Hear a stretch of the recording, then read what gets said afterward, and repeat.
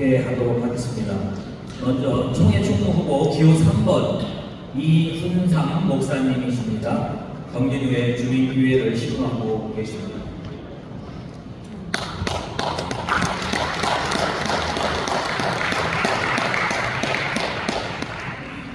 어제 저녁에 성주에서 광주로 넘어왔습니다.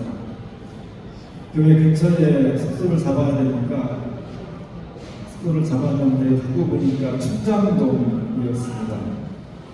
충장로, 금남로 40여 년이 지났지만 우리들 가슴을 여전히 아련하게 뛰게 하는 그런 이름들입니다. 우리 기장의 역사와 전통, 영혼은 전부 고구에서 시작된 동학혁명과 제주의 4.3 사건, 여수와 순천의 사건, 그리고 광주와 목포를 중심으로 한 5.18 항쟁이 이 땅의 민주화를 새롭게 재편하고 무너져가는 역사를 일으켜 세웠던 정신적인 지주입니다. 그것은 바로 우리 사회가 진정한 정의와 자유와 민주를 훼손할 수 없다는 강력한 의지의 표명이었습니다. 이것은 쉬운 일이 아닙니다. 그 대가는 참혹했고 그 대가는 너무나 고통스러웠습니다. 그럼에도 불구하고 이것을 놓칠 수 없는 것은 이것이 우리가 포기할 수 없는 인간이 가지고 있는 최소한의 예의이며 가치이기 때문입니다. 하나님께서 이 땅을 사랑하셨습니다. 하나님의 세상을 이처럼 사랑하사, 이처럼이라는 것은 예수 그리스도를 이 땅에 보내심으로 십자가에 죽기까지 사랑하셨다는 겁니다. 그 세상이 바르고 깨끗하고 정의로우면 얼마나 좋겠습니까? 우리가 알고 있는 것처럼 세상은 너무나 잔인하며 너무나 불평등하며 너무나 사람을 고통스럽게 하고 있습니다. 우리의 갈릴리 전통, 끊임없이 유혹하는 번영과 풍요와 권력과 명예의 이름을 떨쳐버리고 예수 그리스도의 삶을 쫓아서 갈릴리 전통을 수호해야 될 사명이 오늘 이 시기를 살아가는 기장교회의 운명입니다. 그 운명의 영혼을 호남과 제주의 교회들이 짓고 있습니다. 그것은 끊임없이 우리 속에서 나오는 권력과 명예와 부의 달콤함을 이겨낼 수 있는 능력, 그것은 다시 말씀으로, 기도로, 찬양으로, 간증으로 성령의 권능 아래 있을 때 우리의 문제와 구두를 넘어서 새로운 세상을 만들 수 있을 것입니다. 그 일에 힘차게 나서겠습니다.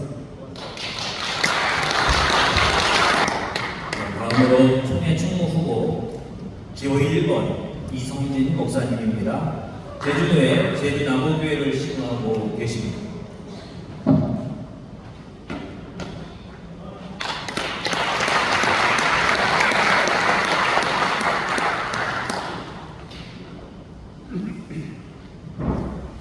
제가 중학교를 입학하던 시절에 1월달에 저희 아버지께서 저를 서울에 있는 명동에 있는 한 레코드 가게로 데리고 가셨습니다.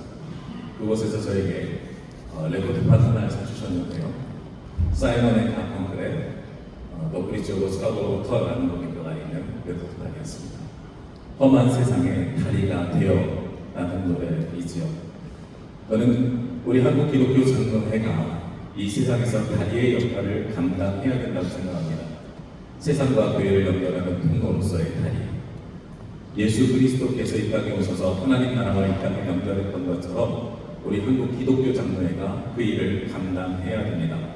그리고 총회는 교회와 세상을 연결시켜주는 다리, 그리고 교회와 교회를 연결시켜주는 다리가 되어야 된다고 생각합니다.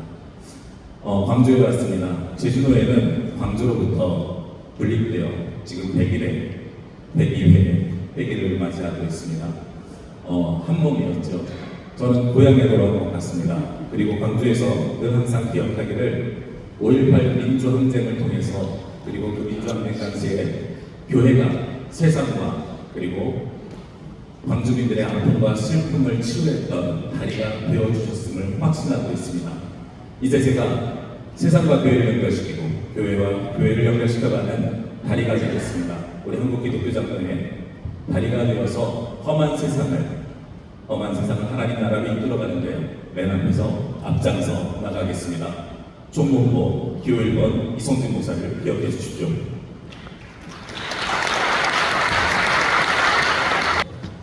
네, 마지막으로 총회 총무후보 기호 2번 이윤복 목사님입니다. 전북교회 전주 신안교회를 신고하고 계십니다.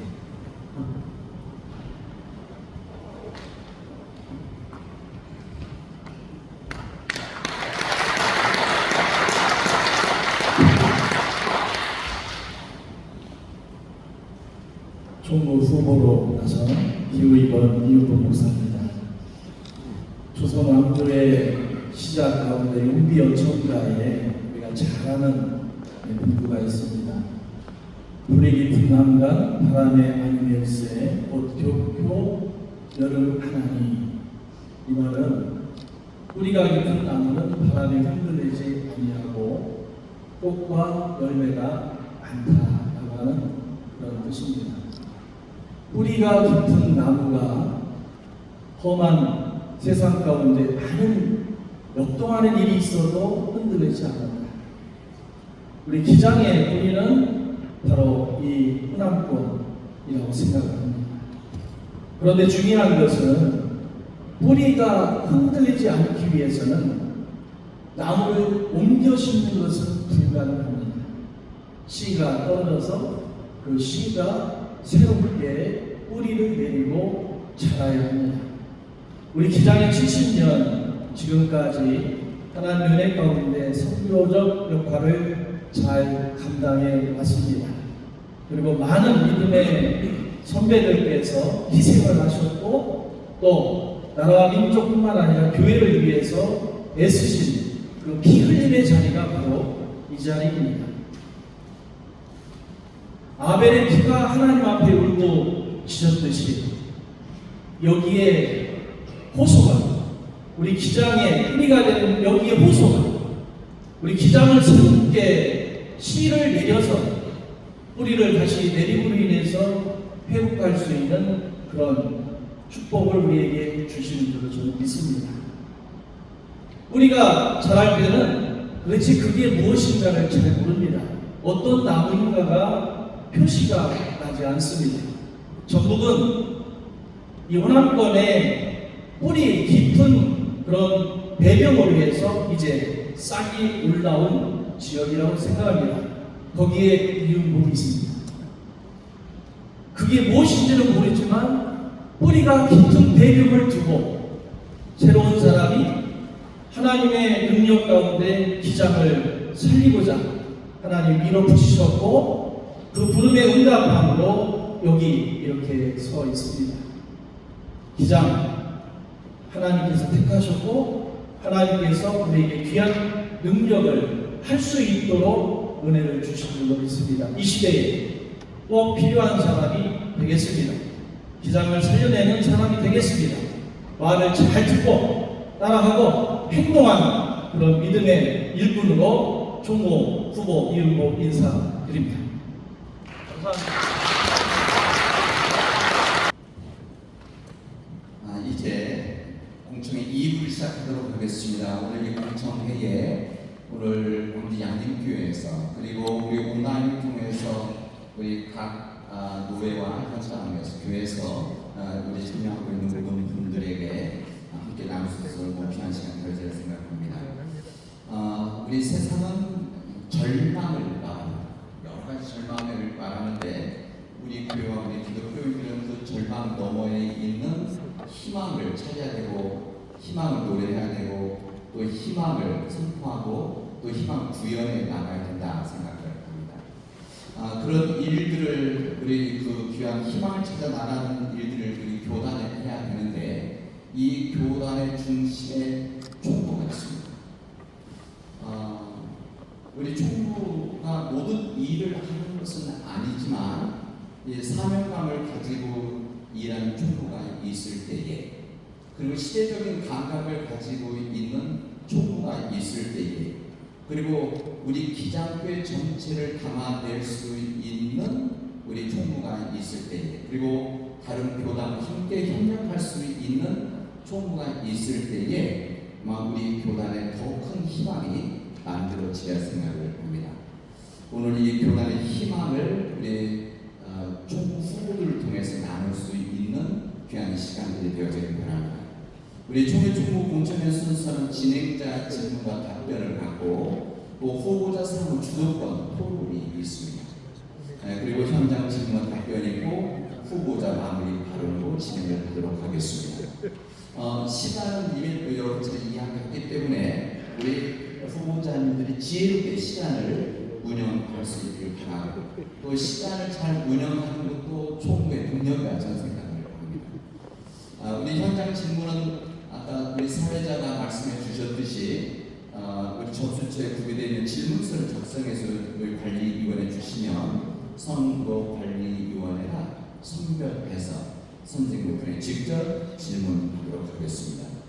우리 진행자 질문과 답변은 후보자 소견서를 참고하고 가능하면 1차, 2차 때 하지 않았던 질문들을 통해서 우리 총 후보들의 생각을 비전들을 나누려고 합니다.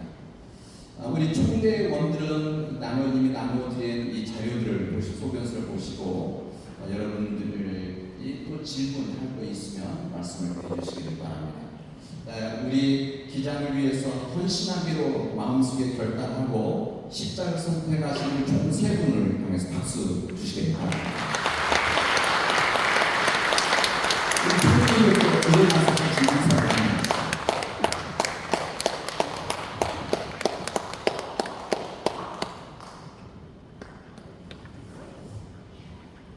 좋은 지도자는 함께 일하는 사람들을 인정하고 장점들을 잘 봅니다. 그리고 칭찬을 잘 하죠. 그래서 우리 세 번째 공청회인데 우리 각 후보들이 상대 우리 후보들 장점 두 가지씩만 짧게 말씀해 주시기 바랍니다. 우리 이분성 목사님, 우리 오늘 순서가 세 번째거든요. 이은국 목사님 굉장히 점잖고 또 차분하게 이끌고요. 선배를 잘 모십니다. 이성진 목사님 굉장히 팬이 있고 제가 만나본 사람 중에 이렇게 박학다식한 사람을 제가 못 봤습니다. 다방면에 걸쳐서 굉장히 많은 것을 알고 있어서 정말 우리 총리의 중요한 인적 자산이라고 생각합니다.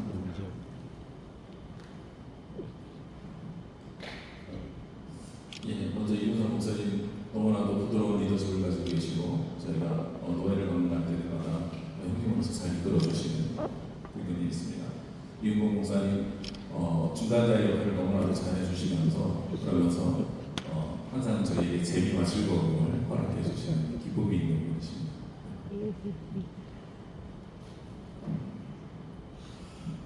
우리 이윤사 목사님은 딱 보시면 무게중심이 딱 있으신 분이고 우리 선배님이죠. 저 다 선후배지가 아닙니다. 선배님으로서 따뜻하게 대해주시고요. 항상 제 마른 손을 적셔주시는 그런 분입니다. 우리 또 이성진 목사님은 저한테 후배가 되지만 그래도 저보다 훨씬 지혜가 많으시고 능력이 있고 또 열정적으로 총회를 위해서 일하시는 그런 분인 것 같아요. 세 사람 다 합쳐가지고 한 명의 총무를 만들면 가장 적절하게 맞습니다.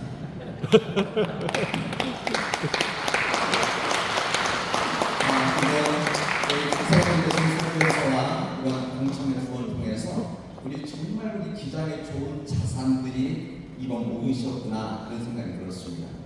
좋은 자산들이 우리 교단을 위해서 일할 수 있으면 좋겠습니다. 우리 2차 공청회 순서에 따라서 기호 3번부터 우리 시작을 하도록 하겠습니다. 우리 이문상 목사님 첫 번째 질문입니다. 교회 사역, 분사역, 그다음에 총회 사역, 그리고 연합 운동 사역, 다양한 사역을 해보셨는데 이 타 교단과의 에쿠메니칼 선교에 있어서 우리 기장의 역할은 무엇이라고 생각하십니까? 기장교회는 기장교회를 넘어서서 한국교회를 책임지고 있는 그런 역사와 전통을 가지고 있습니다. 그리고 정말로 우리가 규모는 다른 교단에 비해서 크지 않지만 뜻, 신앙 고백, 자세는 정말 한국교회가 나아가야 될 표준에 가장 가깝다고 생각합니다. 문제는 한국교회를 추동해 나가는 데 있어서 우리 교단이 얼만큼 선한 영향력, 선한 정치력을 발휘하는 것이 대단히 중요합니다. 그냥 이루어지는 것이 아닙니다. 그래서 한국교회가 나아갈 방향을 기장의 창의성을 가지고 그리고 시대를 앞서보는 예언자적인 시각을 가지고 그리고 이웃 형제 교단들과 정말 협력하려고 하는 따뜻한 마음을 가지고 관계를 맺어나가는 것이 대단히 중요합니다. 일은 관계를 통해서 되는 것입니다.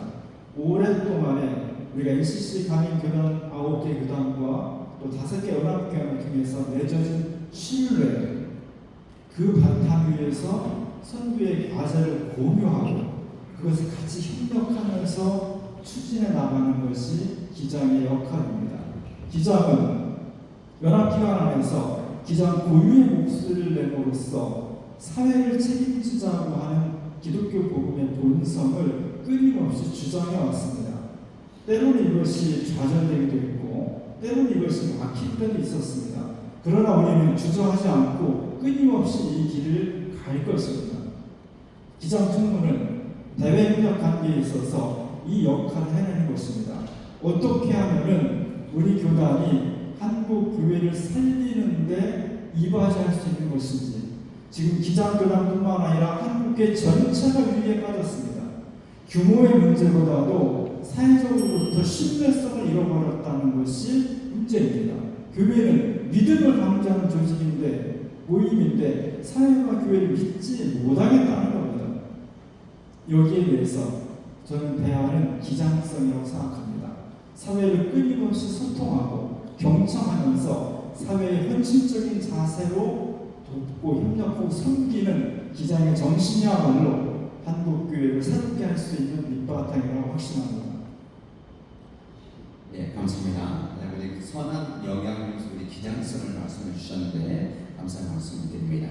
우리 다음은 기호 1번 이성진 목사님에게 질문을 드리도록 하겠습니다. 우리 한국교회와 기장교단의 이유에 관심이 많으시고 필연적인 변화를 말씀해 보시었고 실제적인 일을 많이 해주셨습니다. 지난 4년 기장의 새로운 변화를 위해서 어떤 준비를 하셨으며 어디서부터 시작해야 한다고 생각을 하십니까? 네, 저는 지난 4년 동안 종이 없는 종을 위한 디지털위원회에서 그리고 연극재단 이사회에서 헌법위원회에서 그리고 하신대제단회관위원회에서 등등 여러 군데서 활동을 하면서 준비를 해오며 교단의 사상과 그리고 목회자들의 현황 그리고 학교와의 관계들을 살펴보았습니다. 제가 쭉 살펴보면서 가장 큰 위기는 1차, 2차 공이 말씀드렸습니다만 목회자의 부족 현상입니다. 수급 이전에 이제는 부족 현상이 생긴다는 것입니다. 2030년까지 약 430명의 은퇴를 예상하고 있고 그리고 6년 동안 120명의 새로운 목사님이 들어올 걸 예상합니다. 약 1600여 개에서 300명의 목회자가 부족해지는 현상이죠.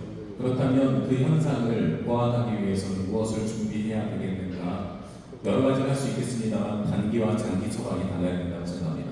단기적으로는 목회자가 은퇴한 후 재청빙을 받을 수 있는 제도를 만들어야 하고 그리고 또한 공동청빙이라든지 수뇌 목회에 대한 법적 제도와 정비를 해야 된다고 생각을 합니다. 이것은 단기 처방이고요. 새로운 젊은 목회자들이 들어와서 기장의 정신을 이어갈 수 있도록 준비를 해야 되겠기에 그 뒤에 이어서는 목회자 수급과 관련된 연계성을 가지고 가야 합니다. 그것은 신학교육의 문제로부터 시작해서 많은 이들이 신학교에 들어올 수 있도록 제도와 그리고 방법을 만들어주는 것이 뒷받침되어야 된다고 생각합니다. 동시에 디지털위원회에서 했던 일들도 있습니다. 디지털위원회에서는 총회 홈페이지 개편뿐만 아니라 연금과 생활보장제 그리고 전체 목회자들을 위한 데이터베이스를 만들고 그것을 통해서 좀 더 체계적인 관리를 해야 될 때가 된 것 같습니다. 그리고 목회자들뿐만 아니라 목회자가 부족한 현상으로 인해서 자꾸 교회가 사라집니다. 폐교회가 되든지 합병이 되든지 교회를 매각하든지 아니면 타교단으로 넘어가는 교회들이 생겨나게 되는데 그것들을 관리할 수 있는 관리 시스템과 제도를 정비해야 된다고 생각합니다. 자산과 사람을 지켜야 하나님께서 이 땅에 다시 부흥의 역사를 이뤄갔을 때에 우리가 다시 일어설 수 있는 힘이 있습니다. 우리는 남은 자가 되어서 그때까지 지켜나갈 것은 지켜나가는 제도적 준비를 해야 될 거라고 생각합니다. 예, 감사합니다. 우리 지난 4년 동안 우리 목회자의 부족 문제, 또 신학 교육 문제 여러 가지 일들을 준비해 오셨는데 우리 기장의 또 좋은 도전이 될 생각이 되었습니다. 이제 세 번째 우리 기록 2번 이웅 목사님에게 질문을 드리도록 하겠습니다. 우리 목사님께서는 다음 세대를 위한 교육과 우리 기장 청년의 강한 관심을 가지고 특별한 교육원을 세우시고 또 사역을 해오셨습니다. 우리 기장원에서 다음 세대에 어떻게 해야 한다고 생각하시는지 우리 다음 세대의 관심 속에서 우리 교학교 교육에 대한 새로운 대안이 무엇인지를 말씀해 주시기를 바랍니다. 기장의 미래는 다음 세대이고요. 그리고 그 자산은 출산율이 자꾸 저조가 되지만 그럼에도 불구하고 어린이 교육학교 청소년, 청년들에게 있습니다. 저희가 다음 세대에 연결해 줄 수 있는 자산입니다.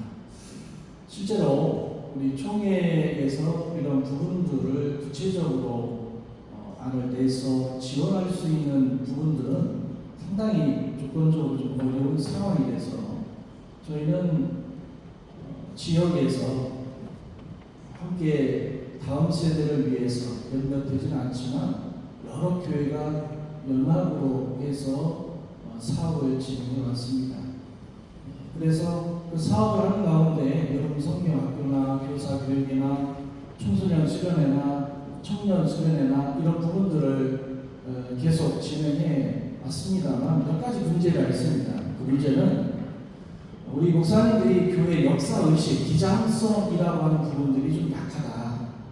이 부분에 있어서 총회가 다음 세대 교육을 위한 지도자 교육의 어떤 자료가 충분하지 못하다. 또 역사의식을, 기장의 역사의식을 세울 수 있는 것을 데려가려고 해도 역사 유적이 없다는 거예요.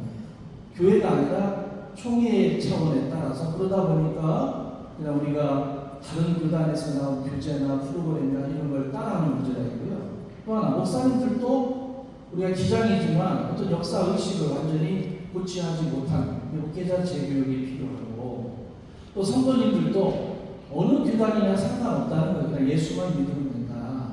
근데 이런 부분들은 어린이 교육하고 청소년, 청년들에게 시급하게 가르쳐야 할 것이고요. 그 다음에 자부심을 줘야 할 것이라고 생각합니다. 저희는 작지만 작은 교회들이 연합을 해서 이런 어떤 헌신과 봉사하는 곳이 28개 노예에 각 노예마다 다 있는 줄로 알고 있습니다. 제가 조금만 된다면 이런 네트워크를 구성해서 그런 교회들, 그런 일을 하는 분들을 세우고 교회학교 부흥운동에, 청년 부흥운동에 최선을 다할 것을 약속드립니다. 감사합니다.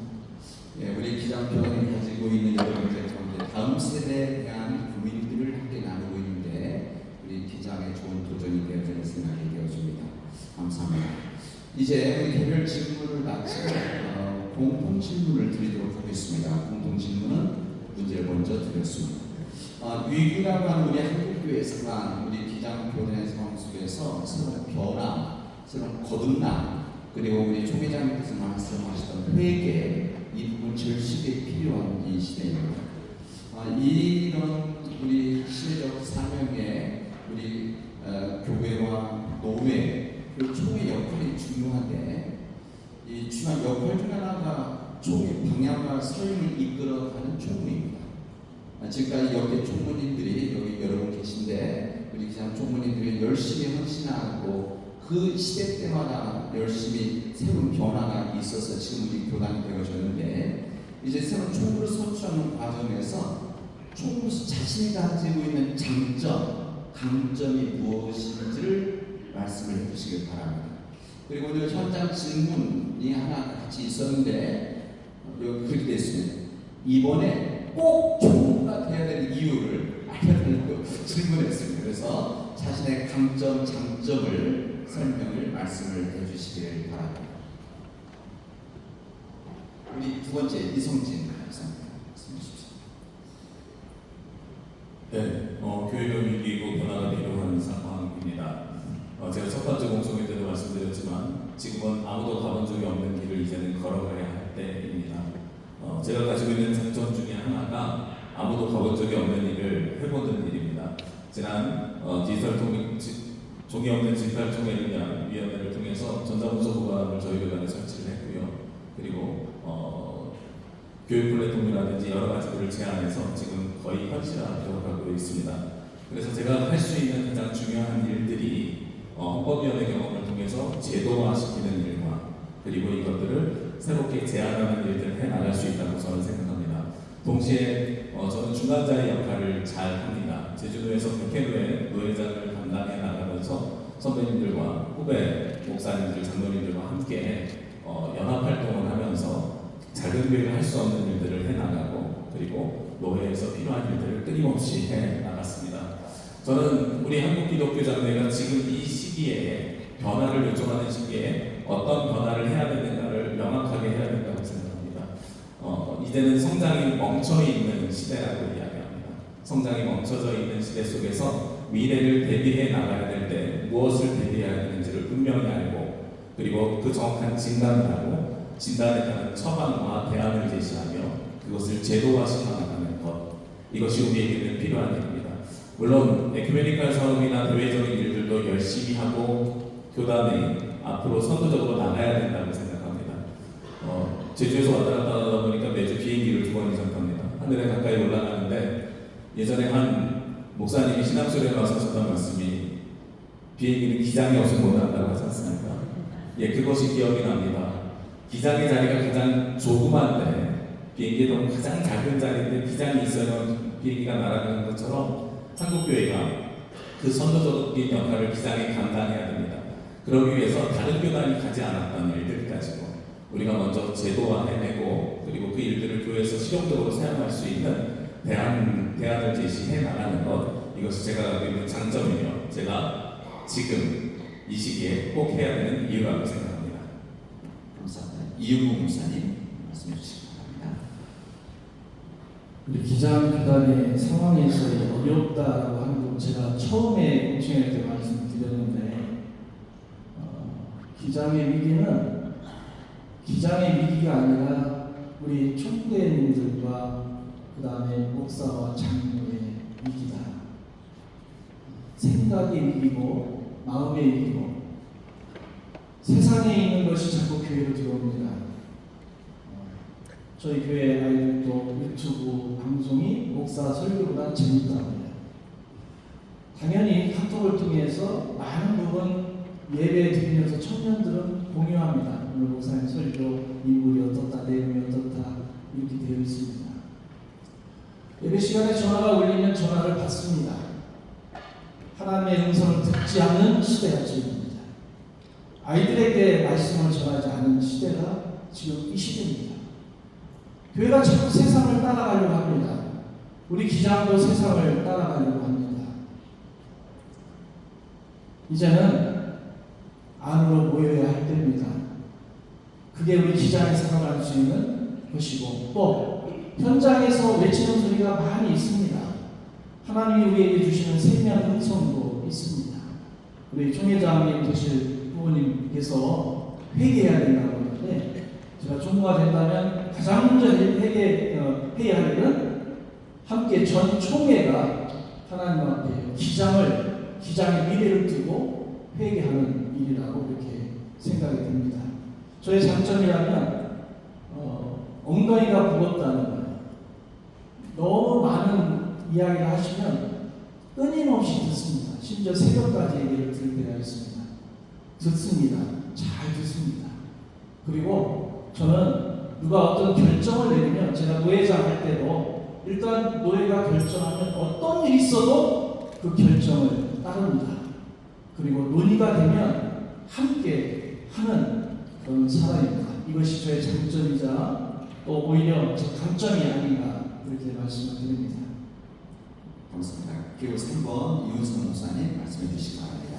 기장교단은 한국교회와 또 아시아교회, 세계교회와 함께 총무 중심제를 선택하고 있습니다.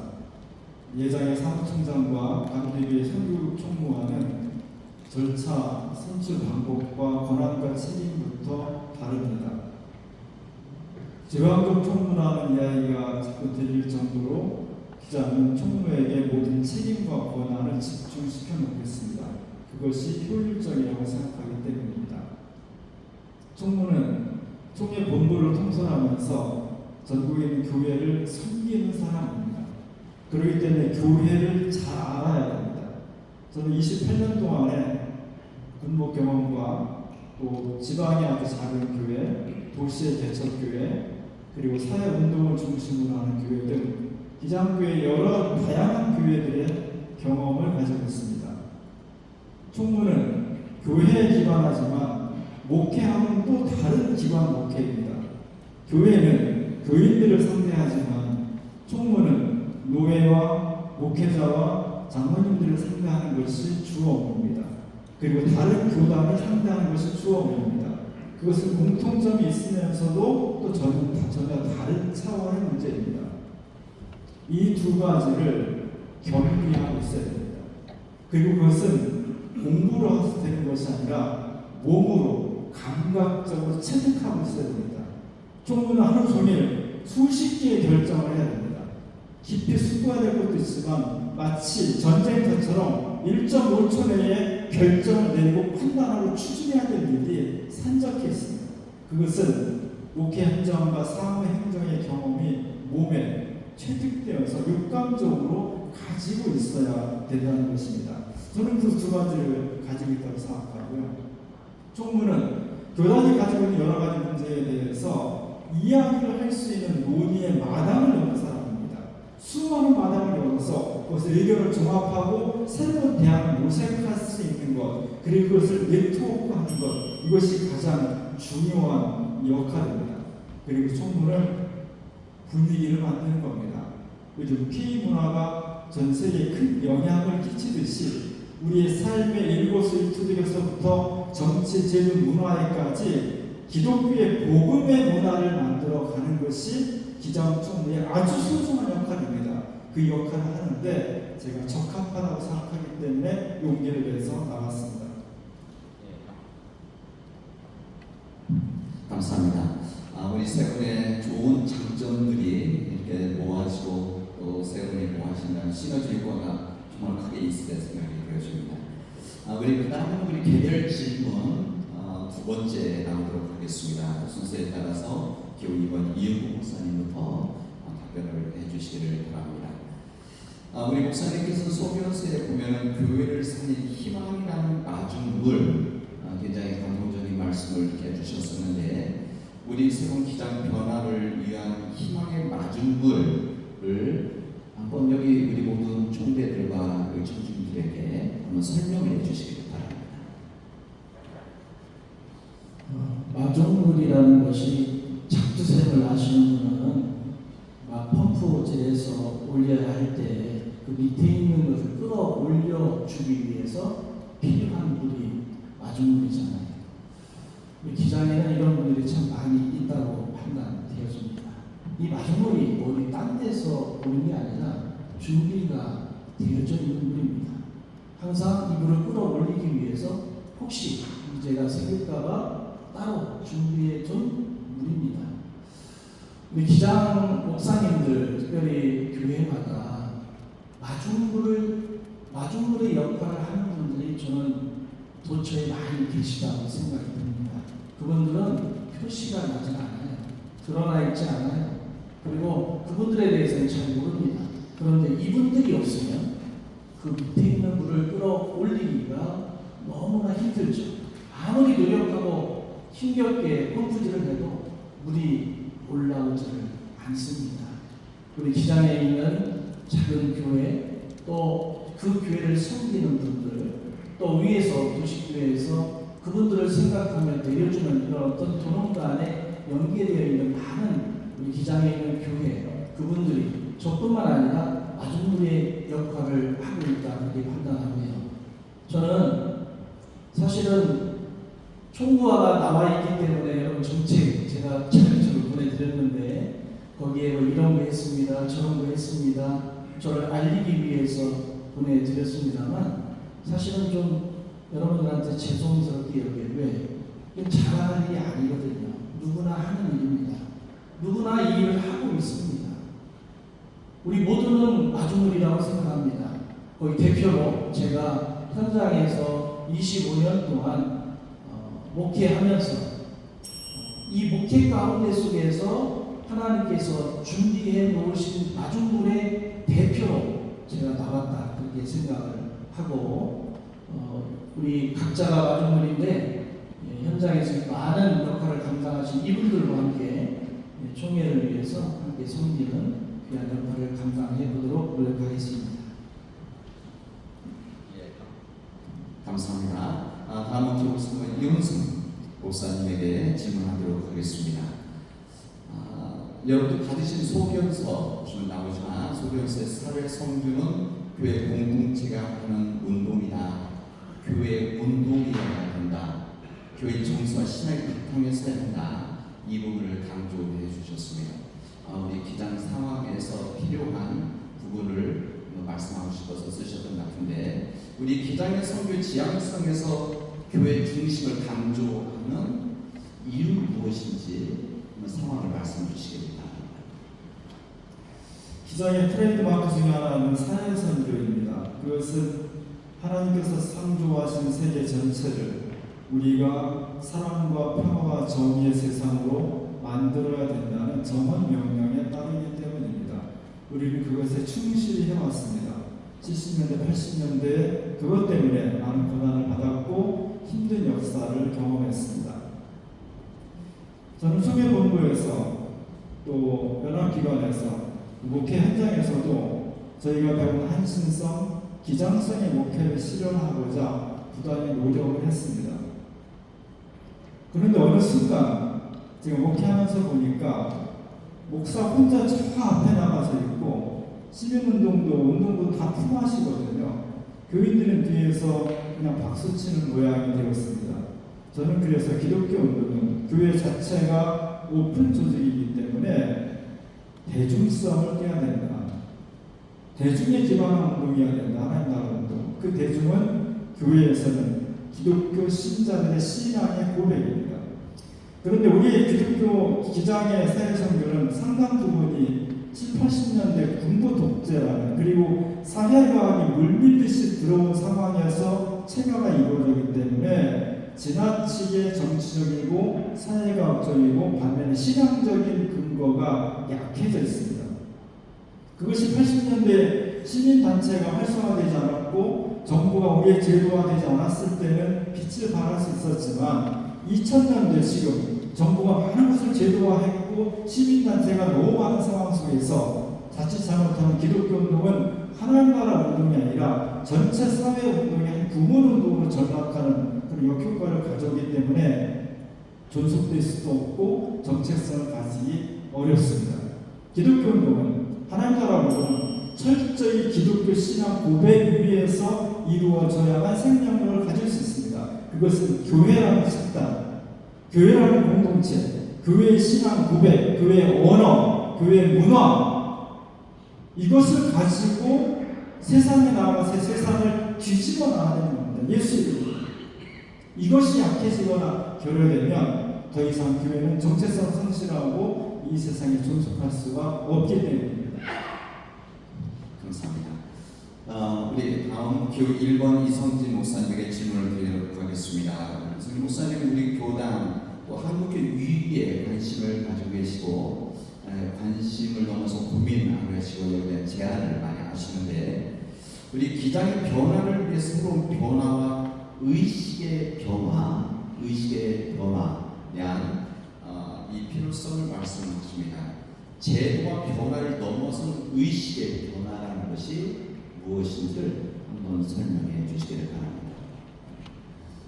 네, 저는 변화는 세 가지의 변화가 있다고 생각합니다. 첫 번째는 인물의 변화이고요. 두 번째는 제도의 변화이고 세 번째는 의식의 변화입니다. 지도자를 바꾸면 세상이 변할 거라고 생각하는 것이 인물의 변화입니다. 그런데 우리가 여러 번 경험한 것처럼 지도자가 변경됐다고 해서 바뀌었다고 해서 세상이 변하지 않습니다. 그리고 두 번째 변화는 좋은 지도자는 제도를 만들어 갑니다. 그래서 앞서 나가는 제도를 만들고 그 제도에 따라서 다시 뒷걸음치지 않을 수 있도록 하는 것이 좋은 지도자입니다. 그래서 인물의 변화를 잘 이뤘을 때 제도가 변화되는 것입니다. 그런데 이 두 번째 제도의 변화가 때로는 폭력적이고 간압적일 수도 있습니다. 왜냐하면 모두가 준비되지 않았을 때 제도를 먼저 변경한다면 대중이 그 의식을 받아들이지 못해서 따라가지 못하고 쫓아가지 못하는 일들이 생겨난다고 생각합니다. 저는 그래서 제도의 변화와 의식의 변화는 동시에 이루어져야 되는데 제도의 변화가 의식의 변화를 이끌어낼 수 있도록 단계적으로 추진해 가야 된다고 생각합니다. 예를 들면 종교를 위한 디지털위원회에서 PDF로 그리고 태블릿이나 노트북을 통해서 회의록을 받으시라고 작년부터 여러분에게 조사를 했었던 것을 기억하실 겁니다. 제가 생각하는 포인트는 약 50% 정도가 자발적 신청을 하면 그 뒤에는 전면 시행으로 변화하는 것이 맞지 않을까. 그러면 그때까지는 사람들이 먼저 사용을 해보고 경험해보고 그 경험에 따라서 점차적으로 그 저변이 확대돼 나가는 것. 이것이 바로 의식의 변화입니다. 스마트폰을 처음 제가 가지고 왔을 때 신세대는 젊은 사람이네 라고 이야기하지만 지금은 어르신들도 다 사용하는 것이지 않습니까? 그런 것처럼 변화라는 것은 그렇게 이루어갔을 때에 우리가 연착륙할 수 있고 모두가 합당하게 받아들일 수 있는 겁니다. 그래서 제도를 설계할 때에는 한 번에 변화되는 제도보다는 경과 조치가 있고 그리고 그 경과의 조치에 따라서 갈 수 있는 변화가 있어야 됩니다. 제가 아까도 말씀드렸던 것처럼 목회자의 부족 현상에 대해서 장단기 계획을 세워야 된다는 것이 그런 것입니다. 단기 계획은 우리가 의식을 변화시키는 계획이 되는 것이고 의식을 변화시킬 수 있도록 단초를 제공하는 계획이 되는 것이고 그리고 장기 계획은 근본적으로 해결하는 해결책을 제안하는 것입니다. 두 가지가 같이 가야 서로가 혼란이 없고 그리고 어려움 잘 만들어질 거라고 생각합니다. 예, 고맙습니다. 우리 개별 질문들 소견서에 따라서 우리 함께 나누는데 여러분들이 우리 총무 후보들이 가지고 있는 생각을 읽으실 수 있었어야 생각이 되어집니다. 제가 공청회 참여를 해보니까 힘들더라고요. 여기 후보들도 힘든데 여기 청주 있는 분들이 훨씬 힘듭니다. 여러분 어깨도 좀 펴시고 좀 여유를 좀 가지시길 바랍니다. 그리고 좀 여유를 또 우리 후보님들도 너무 이제 주도권 토론 앞두고 굉장히 긴장을 많이 하시는데 또 우리 후보님들도 긴장 좀 푸실 수 있기 바랍니다. 굉장히 무더운 여름이고 여름 휴가를 가시는데 이번에 아마 여름 휴가는 못 가실 것 같습니다. 사람들이 만약에 경비와 시간을 주신다면 휴가를 어디로 가고 싶으십니까? 우리 이문성 목사님.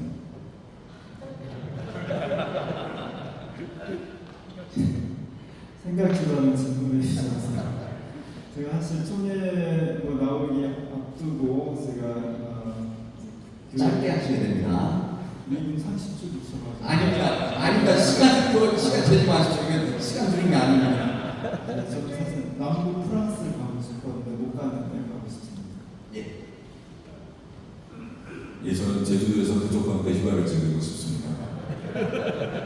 집에 있는 DJ로 저를 담았습니다. 혹시 얼마 주시나요? 원하는 만큼? 저는 휴가 받아서 선교 운동하러 다니겠습니다. 그렇습니다.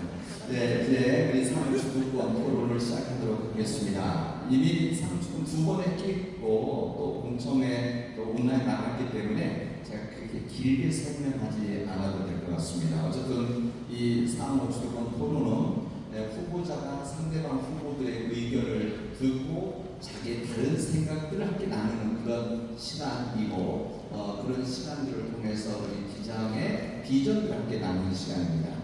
10분 동안 주도권 토론인데 여러분 가능하면 상대방 후보를 존중해 주시고 잘 배려해 주셔서 이 시간 서로에게 정말 좋은 도전되는 시간들이 되어지기를 바랍니다.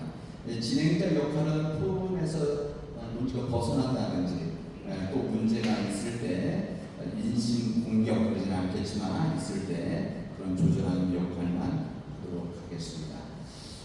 우리 주도권 토론 시작하는데 우리 순서에 따라서 기호 3번 이윤삼 목사님부터 시작을 해 주시도록 하겠습니다. 우리 10분 되겠습니다.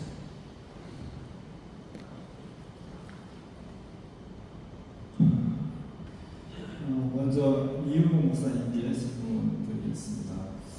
목회자의 여러 가지 상황 중에서 사실 교회가 살려면 교회의 대표인 목회자가 살아야 되거든요.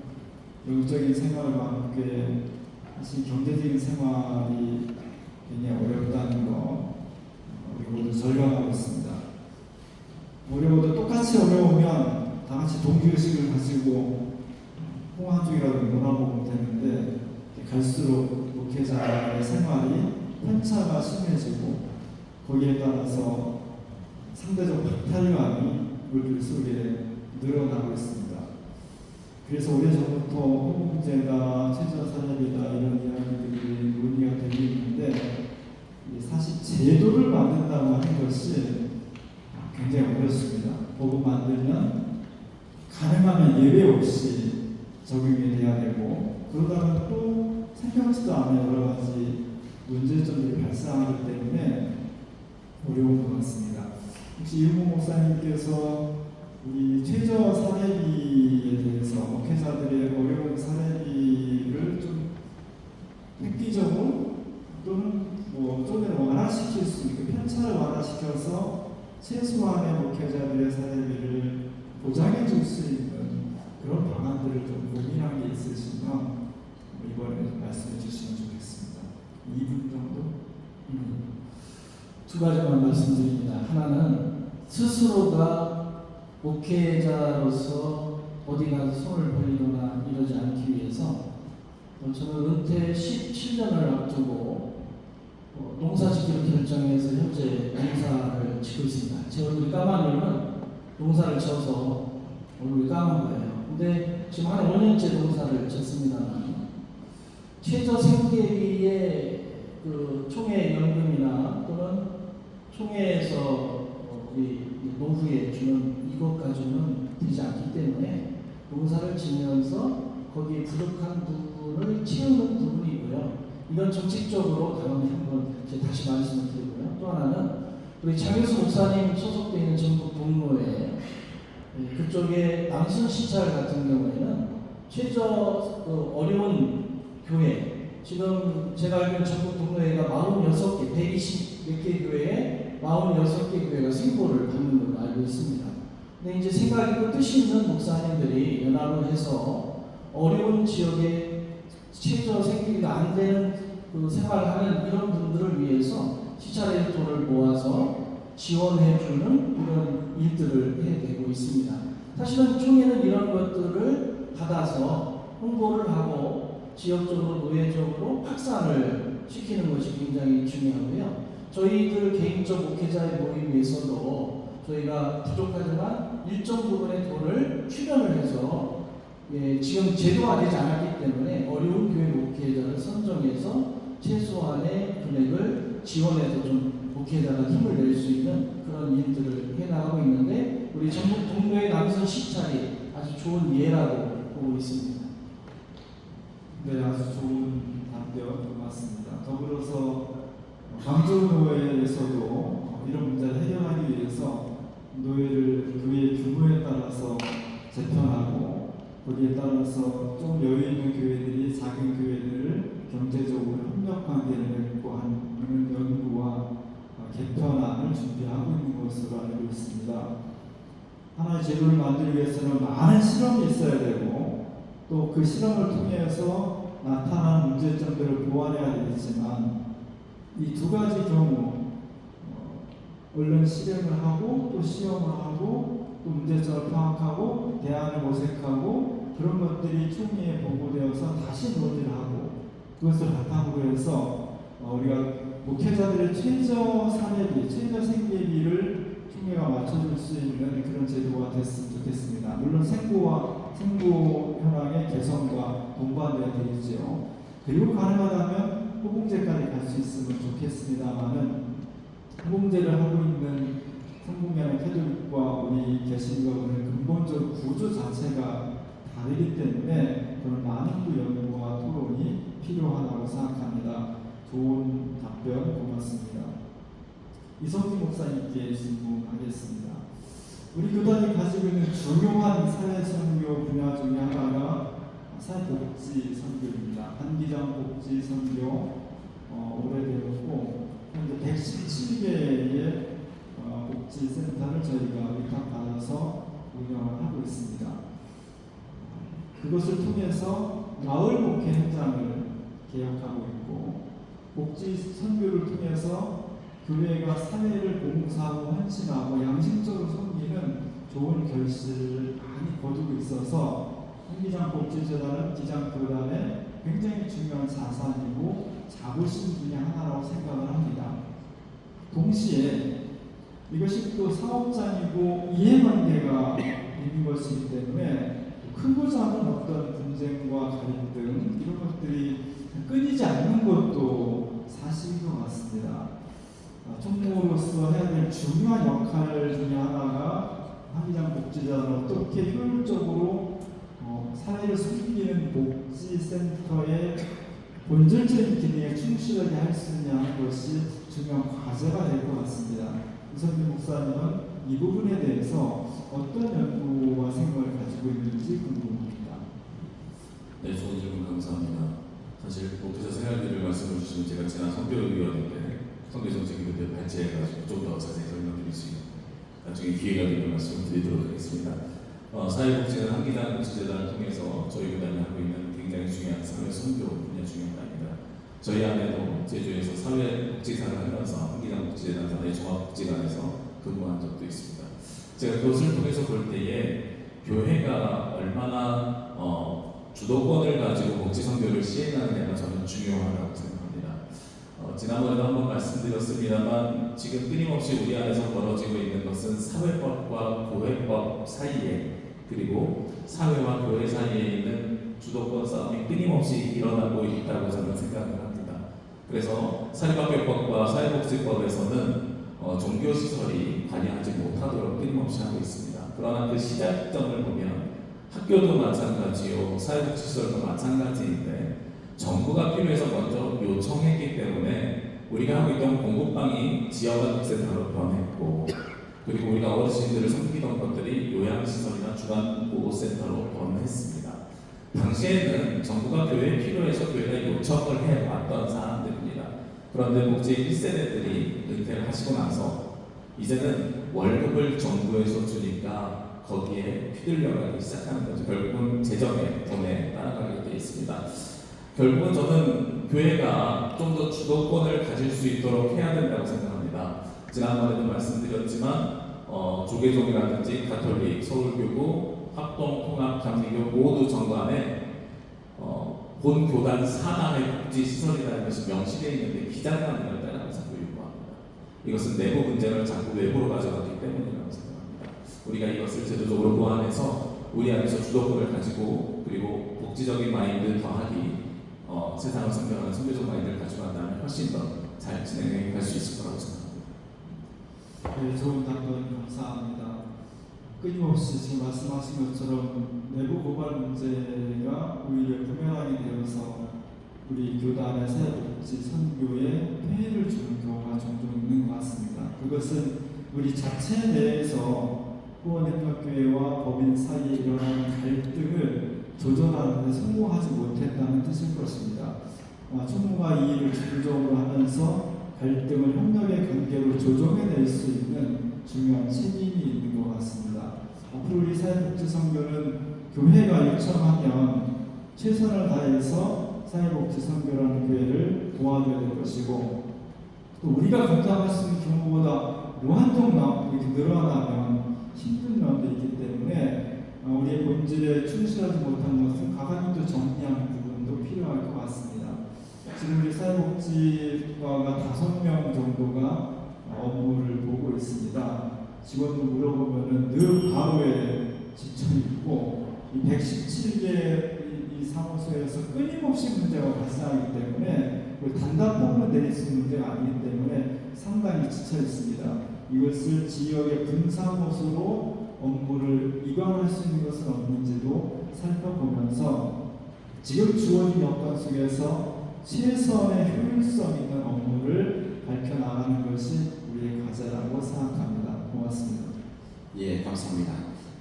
이 주도권 토론은 주도권을 하시는 분이 본인의 의사를 주장을 더 드러내야 하기 때문에 우리 차마 마음들이 다 착해서 중단을 못 시키는데 일정만 이야기하고 주도권 맡으신 분이 대답할 수 있도록 그렇게 해주시길 바랍니다. 우리 기호인 1번 이성규 목사님 주도권 토론 시작해 주시기 바랍니다. 예, 저는 두 분에게 동일한 질문을 드리려고 하는데요. 두 가지 질문이 있어서 5분 안에 첫 번째 질문을 마무리할 수 있도록 복잡한 질문 아니니까 짧게 대답을 해주시면 좋겠습니다. 첫 번째는 젊은 목회자들이 지금 목회를 중간에 포기하는 일들이 많이 있습니다. 왜 포기하는 일들이 있는지 자신의 생각을 좀 이렇게 해주시면 좋겠습니다. 아니면 1분에서 1분 30초 안에 해주시면 감사하겠습니다. 우리 이봉 목사님 먼저 부탁드립니다. 다른 데서 조사할 거 없고 제 아들 현재 그런 상황입니다. 대학원을 다니고 있고 생활비를 아버지가 잘 교회에서 지원을 받아가지고 주고 있는데 아버지가 주시는 것은 부족하고 그리고 본인이 교회에서 봉사하는 게 120만 원 정도 교육 전도사를 받고 있는데 어느 순간 평상시 알바를 하고 그리고 새벽에는 쿠팡 배달을 하더라고요. 그래서 한 250 정도에 맞춰야 되나요? 나이가 30이 넘었기 때문에 부모에게 손을 벌리기 어렵다. 저는 제가 그랬습니다. 사실 근본은 생활이 어렵다는 거예요. 목회자의 생활이 어렵다. 그것이 저변에 깔려 있습니다. 목사가 되면 어떻게 살 건가 저변에 깔려 있습니다. 그래서 설득을 해서 내가 줄 테니까 그만둬라 해서 지원을 하고 있습니다. 저는 우리 젊은 목회자들, 교회 위기 이런 가운데 이 부분은 분명하게 뭔가 해결점을 찾아야 된다고 생각합니다. 물질로 봐서도 안 되고요. 그렇다고 우리 때는 무조건 부르면 간다. 이것도 안 됩니다. 이 부분은 총회 차원에서, 노회 차원에서 심각하게 고민을 하고 어떤 대안을 마련해야 된다고 생각합니다. 첫 번째는 오늘 조사에서 그런 것인데 젊은 목회자들이 주로 이제 부교육자로 가는데 담임 목사와의 관계가 매끄럽지 않아서 담임 목사님들이 부교육자를 인격적으로 동역자로서 대우하는 것보다는 너무 심하게 부려먹기도 하고 때로는 하대하기도 하고 이런 것들이 많이 개선됐음에도 불구하고 내가 목회자라는 자부심에 상처를 주는 것들이 아직도 잔존해 있어서 거기에 대한 회의감으로 목회를 중단하는 경우가 많다는 보고를 받았습니다. 이것은 이미 저도 이제 기성 세대에 속해 있는데 저희 모두가 다 한번 성찰을 해야 될 부분인 것 같습니다. 두 번째는 현실적으로 경제 문제로 적어도 교회 제가 대학원까지 졸업을 하고 오면 30대 초반 중반 이렇게 돼서 가게 되고 가정을 꾸리게 되는데 거기에 맞는 경제적인 여건이 너무 열악하고 다행히 부모님이 잘 지원해 주셔서 빚 없이 학교를 다니는 사람도 있겠지만 또 장학금 및 세무 이런 것들이 있는 분들도 있거든요. 그런 분들에 있어서는 현장에서 받는 사례비 가지고 도저히 생활과 부채를 감당하기 어려운 여건들이 있어서 부득이하게 포기하는 경우도 있고 그런 것들이 또 지방으로 잘 내려가지 않는 가슴 아프지만 현실적인 이유가 되는 것 같습니다. 두 가지를 잘 우리가 지혜롭게 해결한다면 어느 정도 해소가 될 수 있을 것이라고 생각합니다. 네, 이어서 질문을 드리겠습니다. 그러면 목회자의 생활이 어렵고 형편이 어렵고 이런 일들 때문에 이중직을 어쩔 수 없이 선택을 한다면 그 이중직에 대해서는 어떤 의견을 가지고 계신지 이번에 한국선 목사님부터 답변을 교단에서는 이중직 문제가 상당히 심각해서 세미나도 열고 막 그랬습니다. 우리 교단은 오래전부터 목회자들이 가난한 분들이 많았고, 그래서 택시 운전, 대리 운전, 택배 이런 것들, 농촌에서는 직접 농사를 지어서 그 결실을 가지고 생활, 이런 것들이 누구나 다 알고 있습니다. 법으로 굳이 따지면 뭐 불법이다 이렇게 할 수 있겠지만, 우리 기자가 아무도 그것을 불법이네, 뭐 이중직 이렇게 제기하는 사람도 한 번도 못 봤습니다. 그래서 우리 교단에서는 그것이 정말 어떻게 보면 생존형, 생계형 이중직이기 때문에 그냥 묵인하고 아무도 문제 제기를 하지 않아서, 저는 이중직 문제는 우리 기장에서만은 큰 문제가 되지 않고 있다, 그렇게 생각합니다.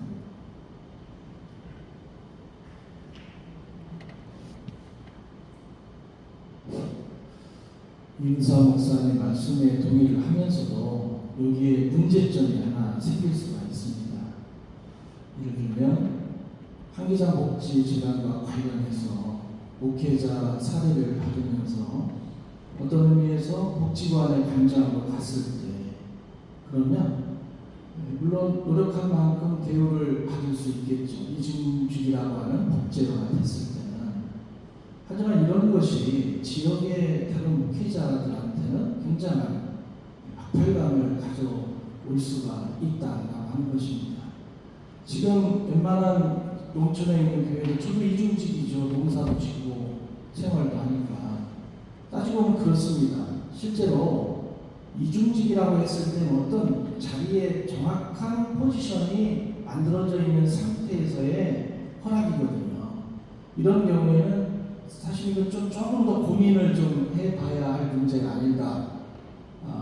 현실적으로는 지방에 있는 목회자들, 생활이 안 되는 목회자들에게는 이중직을 허락을 해서 또 다른 직장을 갖고 생활에 보탬이 되게끔 해줘야 하는 부분도 있지만, 또 이것이 세습법처럼 정말 그 교회를 지켜야 하는 사람을 자녀가 하려고 하는데 법적으로 안 되는 것처럼 이중직도 또 다른 병폐가 나올 수 있기 때문에 좀 더 고려하고 심각하게 논의를 해봐야 되지 않을까 생각합니다. 예, 두 분 답변 감사합니다. 담임 목사님과의 인간관계 때문에 신속해서 목회를 그만두는 경우와 생활에 어려운 경우에 대해서 말씀을 해주셨습니다. 젊은 부교육자들 그리고 젊은 담임 목사들 포함해서요, 이야기를 나누다 보면 이 두 가지 요인이 분명하게 있습니다. 담임 목사님과의 관계를 통해서 내가 비전을 바라보지 못하고 그리고 목회를 꼭 해야 되는가에 대한 고민을 하는 것이 첫 번째 이유이고요. 그리고 두 번째는 생활비에 대한 이유가 당연하게 따라옵니다. 그리고 이것을 해결하기 위해서 실제로 이중직을 선택하는 경우들이 많이 있는데, 저희 세대와 다르게 저보다 후배 세대들은 어떤 이야기를 하냐면 이 이중직이 합법화되었으면 좋겠다. 저에게 질문했을 때도 저도 똑같이 얘기했습니다. 우리 교단은 이중직을 금지한 적이 없다. 다만 사립학교법에 따라서 대학 교수가 교원이 이중직을 할 수 없는 것이다. 교수가 목회를 할 수 없는 것이지, 우리 목회자들이 하는 것에 대해서 우리는 한 번도 문제를 삼은 적이 없다고 이야기했음에도 불구하고 이 젊은 친구들은 다른 이야기를 하는 거예요. 그것이 합법화되었으면 좋겠다. 그리고 세상에서 이야기하는 것처럼 정량평가와 정성평가가 있는데 정량적으로 내가 어느 정도 시간을 어디에다가 투자했으면 좋겠다라는 규정이 명확했으면 좋겠다는 겁니다. 마찬가지입니다. 거기에뿐만 아니라 목회자 처우가 꼭 물질에 대한 것만을 이야기하는 게 아닙니다. 휴일, 주 5일제를 시행하고 있다고 어제 이우사 목사님 말씀하셨는데, 휴일에 대한 이야기부터 시작해서 휴가에 대한 것까지 모두 다 정량화돼서 훨씬 수월하겠다는 논의들을 합니다. 가령 부모님이 편찮으신데 그래서 병원에 부모님을 모시고 가야 되는데 그거 못 가게 하는 담임 목사님 제가 보기에는 기장교 한 분도 안 계십니다. 그런데 젊은 친구들은 어떤 개념이 있냐면 내가 1년에 쓸 수 있는 휴가 15일 중에 하루를 썼으면 좋겠다. 이게 당당하다고 표현을 하는 거예요. 자신의 권리를 당당하게 사용할 수 있도록 하는 것, 그 제도를 만들어 달라고 요청하고 있는 것이 다음 세대 목회자들의 목소리입니다. 그래서 과거의 관습과 관례대로 쭉 해나가는 것이 아니고요. 세상에 가는 것 사람들이 이제 보지 않습니까? 직장에서는 어떻게 하고 있고, 육아휴직 때는 직장에서는 어떤 지원을 하고 있고, 그리고 월차 휴가는 어떻게 사용하고 있고, 세상은 주 5일제가 된 지 벌써 20년이 넘었고, 이런 것들을 다 보면서 자란 세대들에게 해오던 대로 해야 된다라는 이야기를 하는 것이 부당한 거죠. 그러니까 이 세상을 이해하지 못하고 이 세계관을 이해하지 못하니까 본인들이 익숙한 세계관으로 나갑니다. 저희 아들이 올해 고등학교 1학년 입학했는데 저희 장로님이 배려해 주셔서 장로님 식당에서 아르바이트를 했습니다. 얼마나 감사하죠. 근데 아들이 딱 갔다 오면서 첫 번째 하는 얘기가 왜 근로계약서 안 써요? 그래서 너 그거 어떻게 하니? 그랬더니 학생들이 하도 많이 사기를 당해서 중학교 졸업할 때 학교에서 교육을 시킨다는 거예요. 저희 목회자들도 똑같은 이야기합니다. 제주로 목회 실수 보는 전도사님들이 왜 교회는 근로계약서 안 써? 세상에서 하고 있는 교육을 교회에서 하지 않으니까 거기에 대해서 부당하다고 느끼는 현상이 일어나고 있는 거죠. 그런 변화가 우리 가운데서도 일어나기를 소망합니다. 예, 감사합니다. 우리 기장의 현실적인 고민을 우리 교단에 의견을 주셔서 고맙습니다. 이제 우리 교회 이번 이후 목사님 주도권 토론을 시작해 주시기 바랍니다. 저는 두 분에게 두 분이 잘하는 걸 질문해드리겠습니다. 소감 발표 잘 하셔서 점수를 많이 받으시기 바랍니다. 우리 이성진 목사님, 우리가 종이 없는 총회를 이야기하죠. 물론 우리 총회가 준비해야 될 문제도 많이 있고 이것이 준비하는 과정뿐만 아니라 어떤 의미에서는 자연과 생태계에도 연관이 될 수 있다라고 하는 그런 판단을 하고 있고요. 그런데 마침 또 우리 총회에는 기후정의위원회가 있습니다.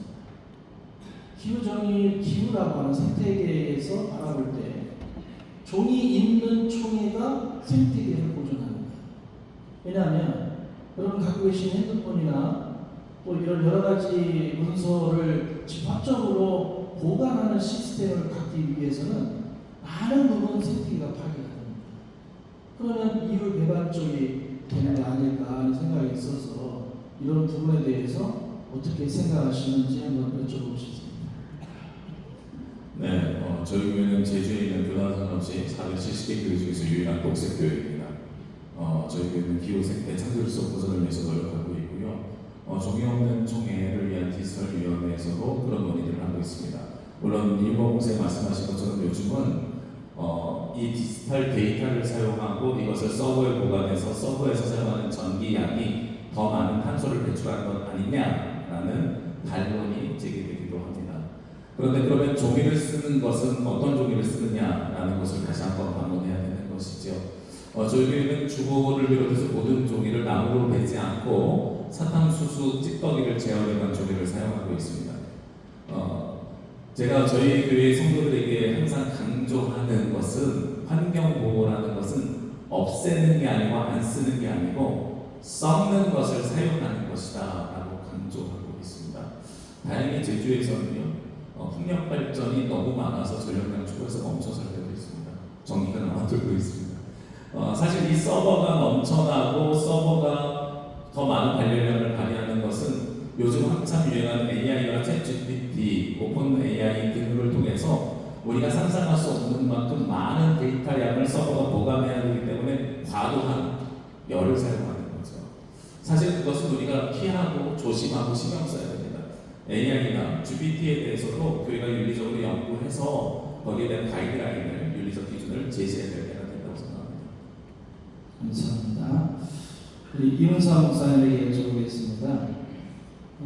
우리 이주민 쪽에 관련이 많으시고 또 지금 섬기는 교회가 주민교회, 성이 있으니까 이주민교회인데 우리 데이터에 보면 우리 이주민들의 자녀들이 작년에 보니까 134만 8,626명 이주민 자녀들이요. 여기 전라북도를 조사해 보니까 4만 215명 정도가 이주민들의 자녀들입니다. 이 자녀들이 이제 어떤 의미에서 우리가 선교 차원의 그들에게 접근해서 예수 그리스도의 복음을 전해서 이들을 구원의 확신자로 삼아서 나중에 다시 돌아갈 기회가 있다면 이들을 키워서 선교사로 역파송할 수 있는 그런 어떤 기회가 있는데 혹시 우리 주민교회에서는 이 부분, 교회학교에서 이런 부분을 어떻게 하고 계신지 좀 말씀해 주시기 바랍니다. 너무나 좋은 아이템입니다. 사실 지금 이제 이주민 또 외국인 노동자로 시작된 선교 저희가 94년 정도부터 처음으로 주민교회가 이주민 선교를 시작을 했습니다. 많은 일들이 있었고 많은 어려움이 있었지만 그 노력과 헌신을 통해서 상당 부분이 제도가 되었다고 생각을 합니다. 인권은 많이 개선이 되었는데 지금 나타나는 문제는 1.5세대, 2세대들의 문제입니다.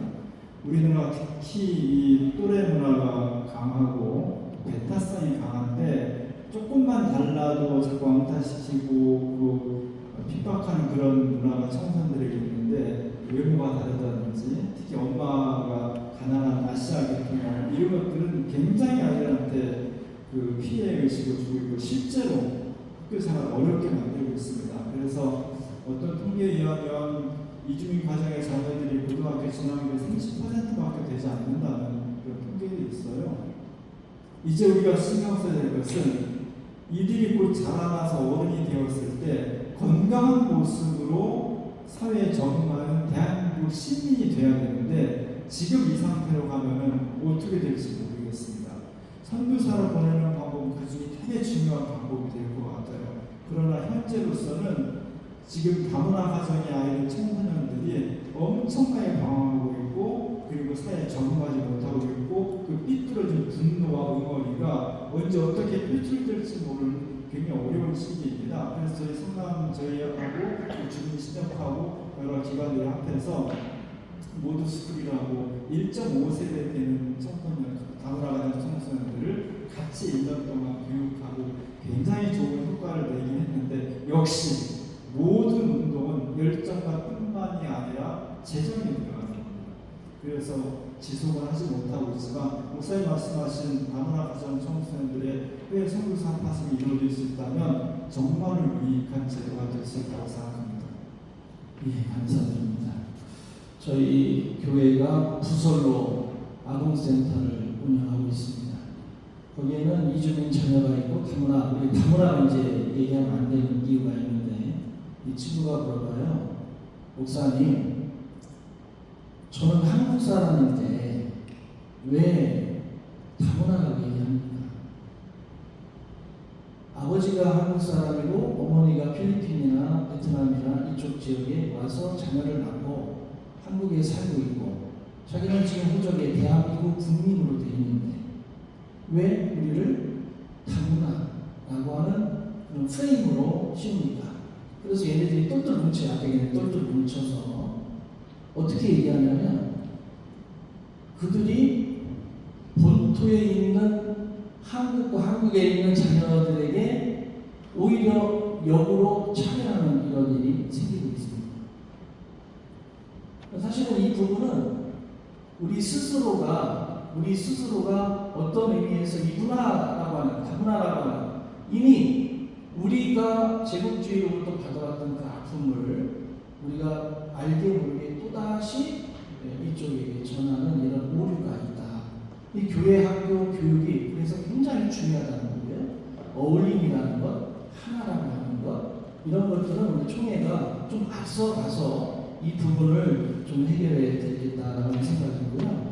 우리 종이 없는 총회 기후정의 생태계 문제도 사실 우리가 굉장히 노력하고 우리 이성진 목사님 제주도에서 그렇게 한다는 감사한 일인데 사실은 이런 부분에 있어서는 그게 쉽게 정해지는 게 아닌 것 같아요. 이것은 확산이 돼야 되고 또 우리가 총회에도 어떤 위원회를 만들 때는 서로 부딪힘이 없도록 혹시라도 오해가 되지 않도록 이런 부분들은 좀 조절을 해서 총회가 잘 조율을 할 필요가 있다라고 하는 그런 생각을 하게 됩니다.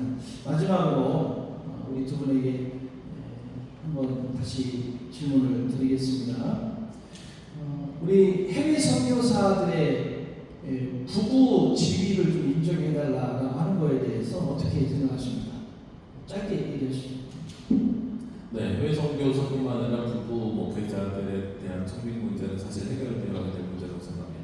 예를 들면 서울공대가 노예 규칙으로 가지고 있는 제도가 있는데요. 배우자가 담임 목사로 청빙받았을 때 노회가 배우자를 청빙하는 제도가 있습니다. 그런 제도를 통해서 청빙서가 있어야 노예는 또 임명을 시켜주니까요. 그런 제도를 확산시키고 해외 선교사들에게 도입을 해서 그런 문제를 해결하면 좋을 것 같습니다. 해외 선교사의 부부시는 건마다 좀 다를 것 같고요. 그래서 그 케이스마다 살펴보고 결정을 내야 될 것 같고, 저희는 해외 선교사의 역할을 총회가 인정해 주는 것이 대단히 중요하다고 생각합니다. 물론 물질적인 지원도 빼놓을 수 없는 것이지만, 그들이 기장을 대표해서 해외에 나가서 선교하고 있고 하나님 나라를 확장시키고 있으니 너무 수고한다, 고맙다, 인정해준다.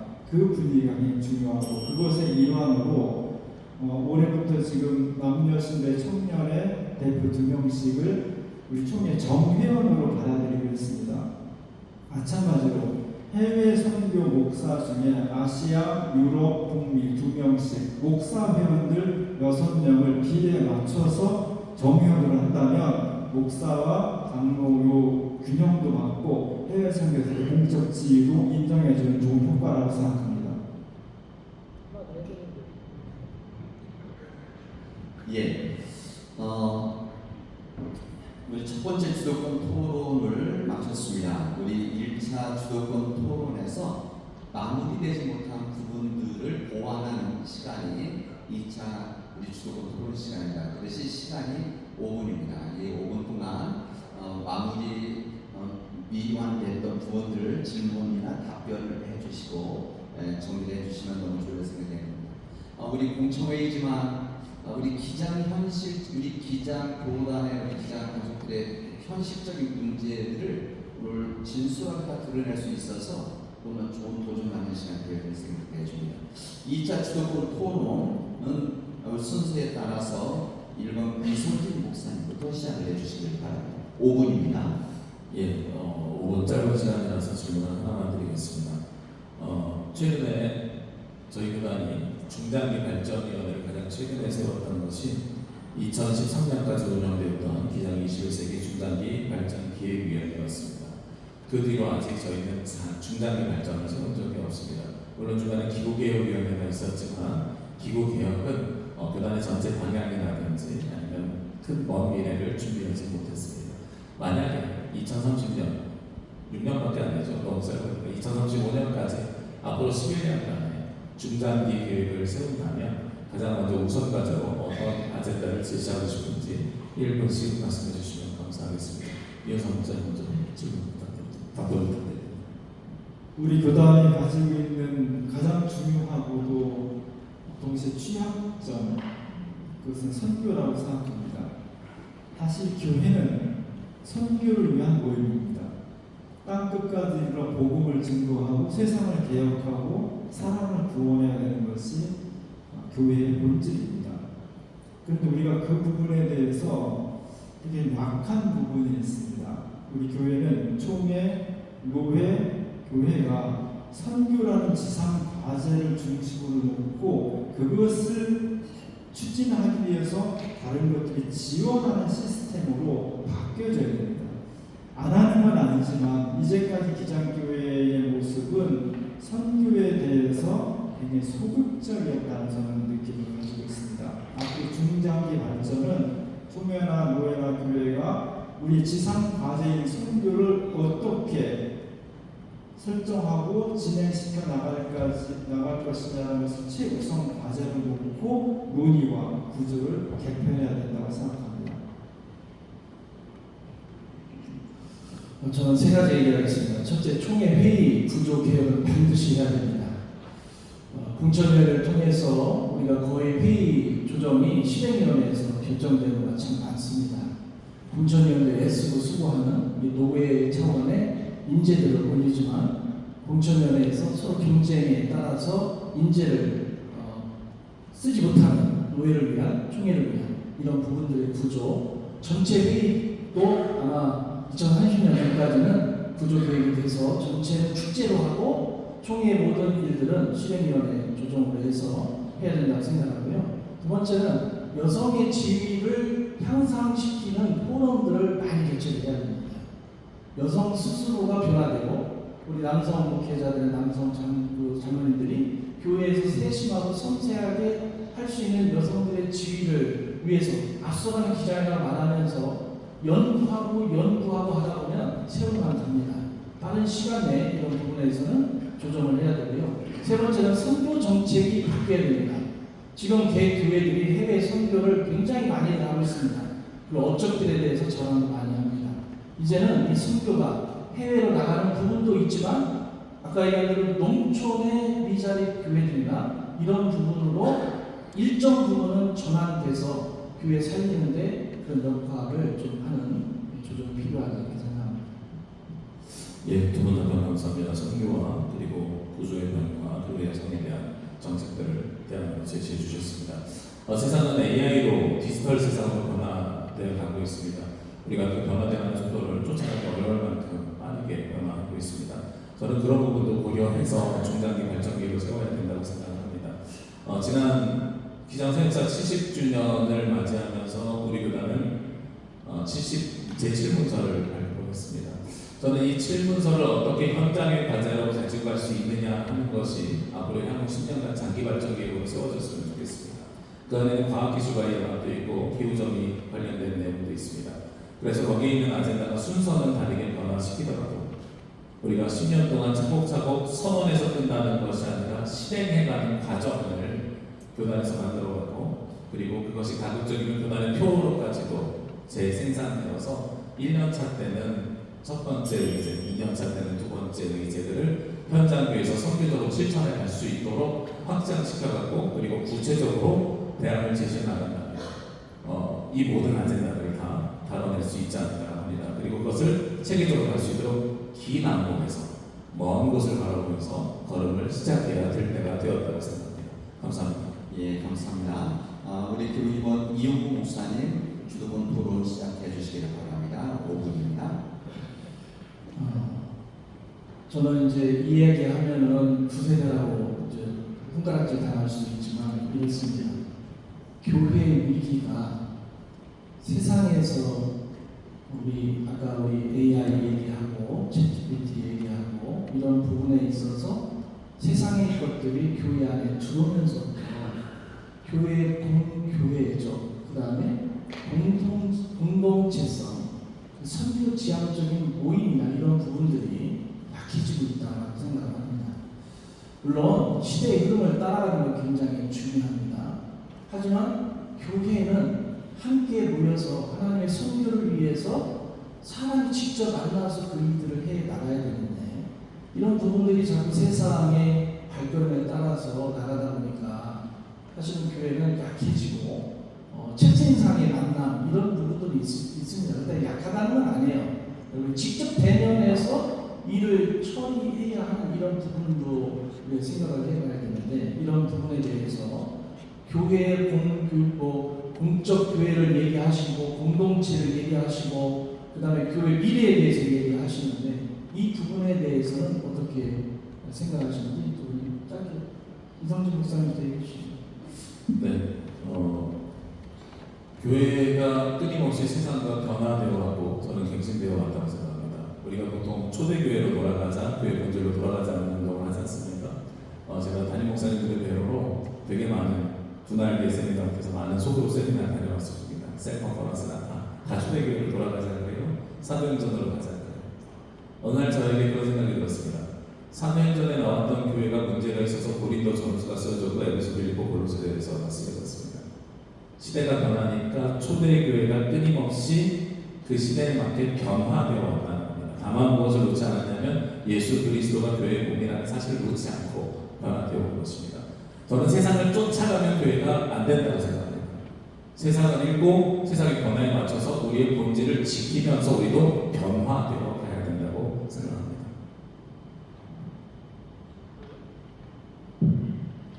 교회는 그리스도의 신앙 고백을 가지고 있는 사람들의 모임입니다. 사람은 마음, 언어, 육체, 체온, 냄새 이런 것들 같이 가지고 느낄 때, 함께 공유할 때 진정한 공동체가 됩니다. 그러나 우리가 원하지 않던 세상은 비대면, 온라인 세계로 급격하게 변하고 있습니다. 교회는 아무리 세대가 변해도 같이 모이는 것이 주입니다. 그렇다고 해서 부수적인 온라인 쪽을 등한시해서는 이 시대로부터 버림받게 될 것입니다. 예를 들어서 요즘 교회 오는 사람 그냥 교회에 오지 않습니다. 온라인으로 다 검색해서 목사님 얼굴까지 다 보고 설교 들어보고 그리고 좀 땡겨야 그나마 한번 방문하는 겁니다. 그 자체가 활성화되지 않으면 선택받지 못하는 구조가 되어버렸습니다. 주는 같은 오프라인 모임인데 이것을 활성화시키기 위해서 온라인 모임도 활성화해야 된다. 그렇게 봅니다.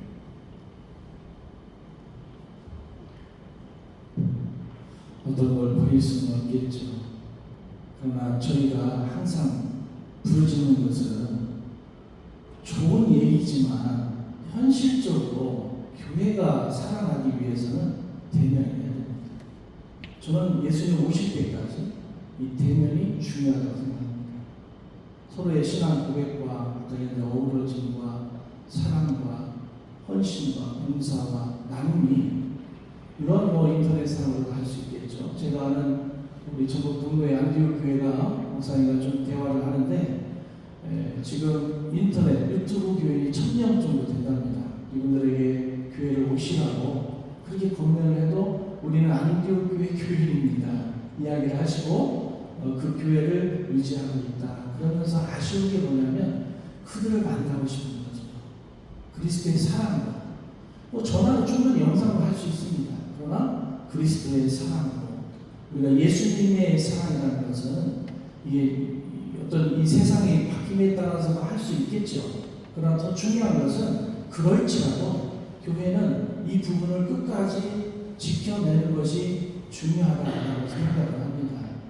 오늘 우리 후보자님들이 참 귀한 말씀 해주셨는데 저는 바람이 있어요. 그냥 우리가 말로만 얘기하는 게 아니라 정말 실행할 수 있는 이야기와 논의가 필요하고 이 일을 위해서는 협력해서 함께 일하는 것이 중요하다라고 하는 그런 생각을 해봅니다. 감사합니다. 예, 우리 기호성과 윤성 목사님 주 컨트롤 해주시기 바랍니다. 교회의 미래 중에 빼놓을 수 없는 것이 목회자의 수급 문제겠죠. 한신대 신학과 정원 많이 줄여서 50명인데 올해 신학 1학년 신학 전공 선택자가 13명입니다. 부득이하게 신학과를 모집하는 것을 신학 인문 융합 계열로 모집함으로써 2학년 때 전공 선택할 때 그 계열에 있는 사람들이 조금이라도 신학과를 더 선택할 수 있도록 제도를 만들었고 또 교수님들도 한 사람 한 사람 붙잡고 그 계열 사람들이 신학과를 선택하도록 상담하며 최선을 다하고 있습니다. 정말로 쉽지 않은 문제인데 앞으로 신학과의 학생들을 우리가 온전히 뽑기 위해서 정말을 채우기 위해서 우리가 뭘 해야 되는지 어떤 방법이 있는지 두 분께서 말씀해 주시면 1분 30초씩 네, 제가 먼저 말씀을 드리도록 하겠습니다. 제가 공청회를 준비하면서 한 6년 전 제가 발제한 자료를 보니까 코로나 이전인 제가 어떤 제안을 했었냐면 신학생들이 줄어들고 있으니 기독교 문화 콘텐츠과 혹은 기독교 영상 성경학과를 만들었으면 좋겠다는 제안을 한 적이 있습니다. 한신대 이미 영상 문화 콘텐츠과가 있고 광고 홍보과 학과가 있으니까 융복합으로 바꾸면 신학대학을 그래도 유지할 수 있지 않을까 하는 생각을 했었던 거죠. 세상이 변화되는 데 변화의 요구에 맞춰서 저희가 콘텐츠를 준비하는 것도 굉장히 중요하다고 생각합니다. 그리고 또 동시에 어떤 역할들을 감당해야 되냐면 현장에 있는 청소년들이 학교를 경험하는 시스템이 돼야 되는데 그를 위해서 지금 강성영 총장님이 교복실에서 주최하는 여름 캠프 같은 것들을 진행하고 있죠. 이것들을 좀 더 확장할 수 있는 방법들을 고려해야 될 것 같습니다. 오사 캠퍼스에서만 하는 것이 아니라 신학의 요람인 수유 캠퍼스에서도 할 수 있는 일들을 찾아내야 된다고 생각합니다. 예를 들어서 전국에 있는 각 교회 청년들이 찬양 집회 경연대회, 우리 찬양팀이 이렇게 찬양인들 잘해요. 일주일을 그냥 찬양 페스티벌을 쭉 학교에서 한다든지 혹은 그 안에서 말씀으로 그 중간중간에 강좌를 한다든지 여러 가지 형태를 통해서 학교로 오는 문을 낮춰줘야 됩니다. 동시에 제도적으로는 지금 전액자들이 사실 조금 어려울 수 있으니 다른 방법으로 등록금을 줄여주는 방법과 보전해주는 방법, 그리고 교단으로 연결시키는 연결고리까지 종합적으로 고려해야 된다고 생각합니다.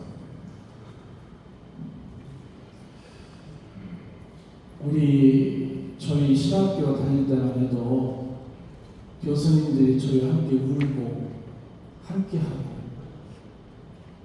새벽 기도에 자고 있으면 발을 차서 깨워서 나라와 민족을 위해 기장을 위해 기도하라 했던 교수님들이 다 하늘의 별이 됐습니다.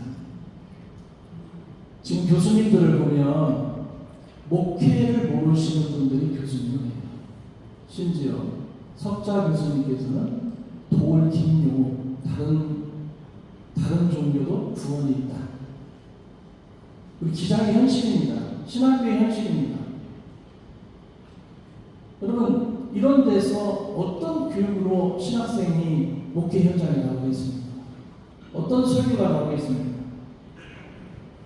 우리 이 사회에서는 앞으로 교수님을 발탁할 때는 반드시 목회 경험이 풍부한 분을 교수님으로 뽑아야 됩니다.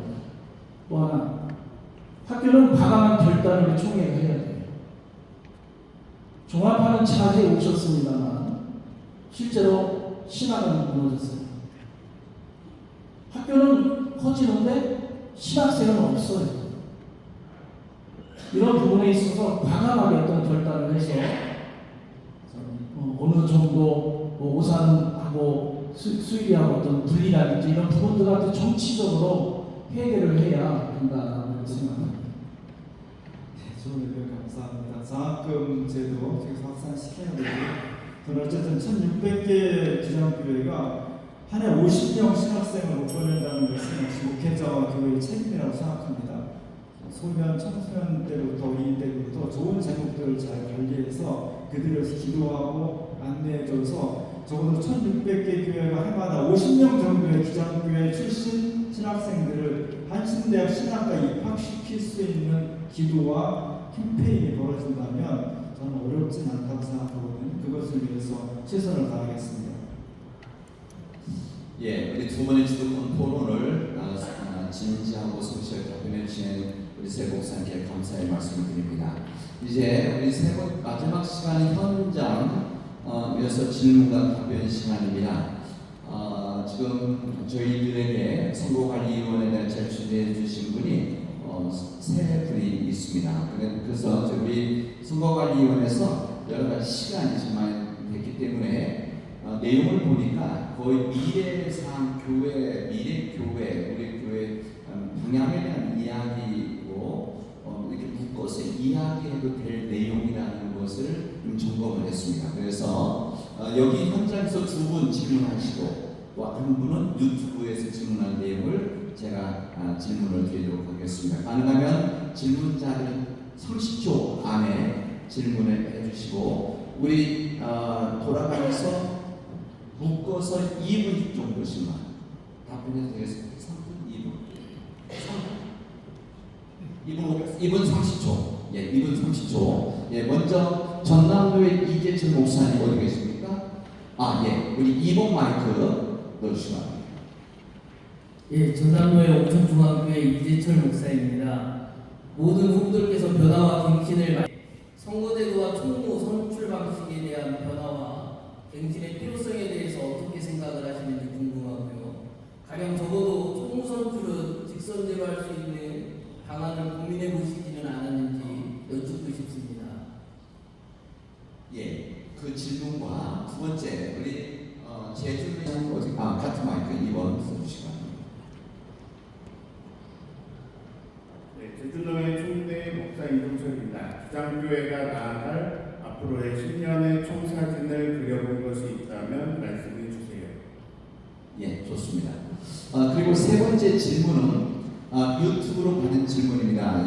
사실은 여기 현장에 와 계시고 우리 총대이신데 우리 전북, 전남, 제주 교회가 아니시기 때문에 제가 그냥 질문을 드리도록 하고 사실은 아까 질문 우리 대화 중에 들어있던 내용이기 때문에 이 세 질문을 묶어도 될 것 같습니다. 제가 질문 드립니다. 새 후보에게 여쭙겠습니다. 새 후보는 부교육자들의 현실에 대해서 어느 정도 알고 계시는지요? 젊은 목회자들이 무슨 이유로 교회를 떠나고 목회자의 길을 포기하는지 알고 계시는지요? 이 문제를 어떻게 풀어가면 좋을지 말씀해 주시기를 바랍니다. 목회자 수과 연계된 문제입니다. 이 세 문제를 우리 질문해 주셨는데 이것을 우리 후보자들이 세 질문을 묶어서 답변을 해주시고 만약 그 중에서 두 가지, 한 가지, 세 가지 다도 괜찮다고 생각합니다. 우리 후보자의 뜻에 따르도록 하겠습니다. 우리 순서에 따라서 이윤상 목사님부터 2분 30초 드리겠습니다. 선거 문화는 여러 가지 지향해야 될 것들이 있겠지만 현재는 그렇게 큰 문제는 없다고 생각합니다. 정책 이렇게 이런 자료를 통해 정책을 서로 비교할 수 있고 또 다니면서 총회들을 만나는 게 되게 피곤하고 에너지가 많이 드는 것이긴 하지만 그 총회들을 직접 만나서 대화하는 것이 총무가 되었을 때 교단의 방향과 그리고 어떤 네트워크를 만드는 데 굉장히 중요한 이점이 있다는 생각도 들었습니다. 직선제는 할 수 있으면 가능하겠지만 제가 생각할 때 지금 구조로는 쉽지가 않습니다. 지금 우리의 구조는 교회의 대표인 목사와 교인의 대표인 장로가 동수로 움직여져서 모든 것을 결정한다는 것이 우리의 원칙입니다. 그런데 그것을 전체로 해보니 이 균형이 깨지면서 이것이 총회에서 통과되기는 어렵다고 생각이 들고 또 선거 방식도 상당히 디테일하게 들어가면 어려운 점들이 많이 있을 것이라고 생각을 해서 이 두 가지를 해결할 수 있는 묘안이 나온다면 모르겠지만 지금 상태로는 어렵다고 생각을 합니다. 10년 후의 그림은 우리 교단의 기장성, 한신성 그것은 곧 세상을 주의 복음으로 변화시킨다는 것입니다. 그 변화시키는 주체는 누구냐? 교회입니다. 교회는 뭐냐? 사람의 모임입니다. 그 사람은 예수를 그리스도로 고백하는 사람들의 모임입니다. 예수를 그리스도로 고백하는 사람들이 신앙을 가지고 세상에 들어가 세상에 매몰되지 않고 세상을 변화시켜 나갈 수 있는 이 구조 이것이 개인의 구원과 사회의 구원을 통합시켜 나갈 수 있는 기장의 독특한 기장성이라고 생각을 합니다.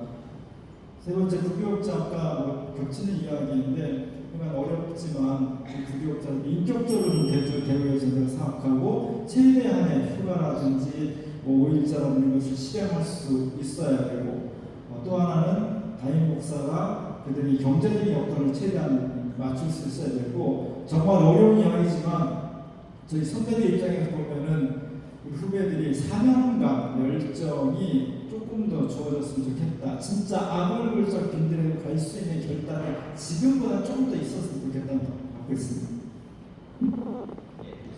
이성규 목사님. 저는 더 꼭 드리겠습니다. 부교육자의 형식은 아까 말씀을 드렸기 때문에 간략하게 말씀을 드리면 세상과 기준을 좀 더 맞춰서 우리가 제도적 변화를 가져갔으면 좋겠다라는 말씀을 드리고요. 10년의 청사진은 저희 교단이 10년 뒤에는 마찬가지로 계속 앞서 있는 교단이 되었으면 좋겠습니다. 제주 4.3 평화기에 기청이 왔을 때 지난 4월달에 제가 기장막을 놓고 기장의 정체성을 강의하는데 뭐가 생각나느냐 물어봤습니다.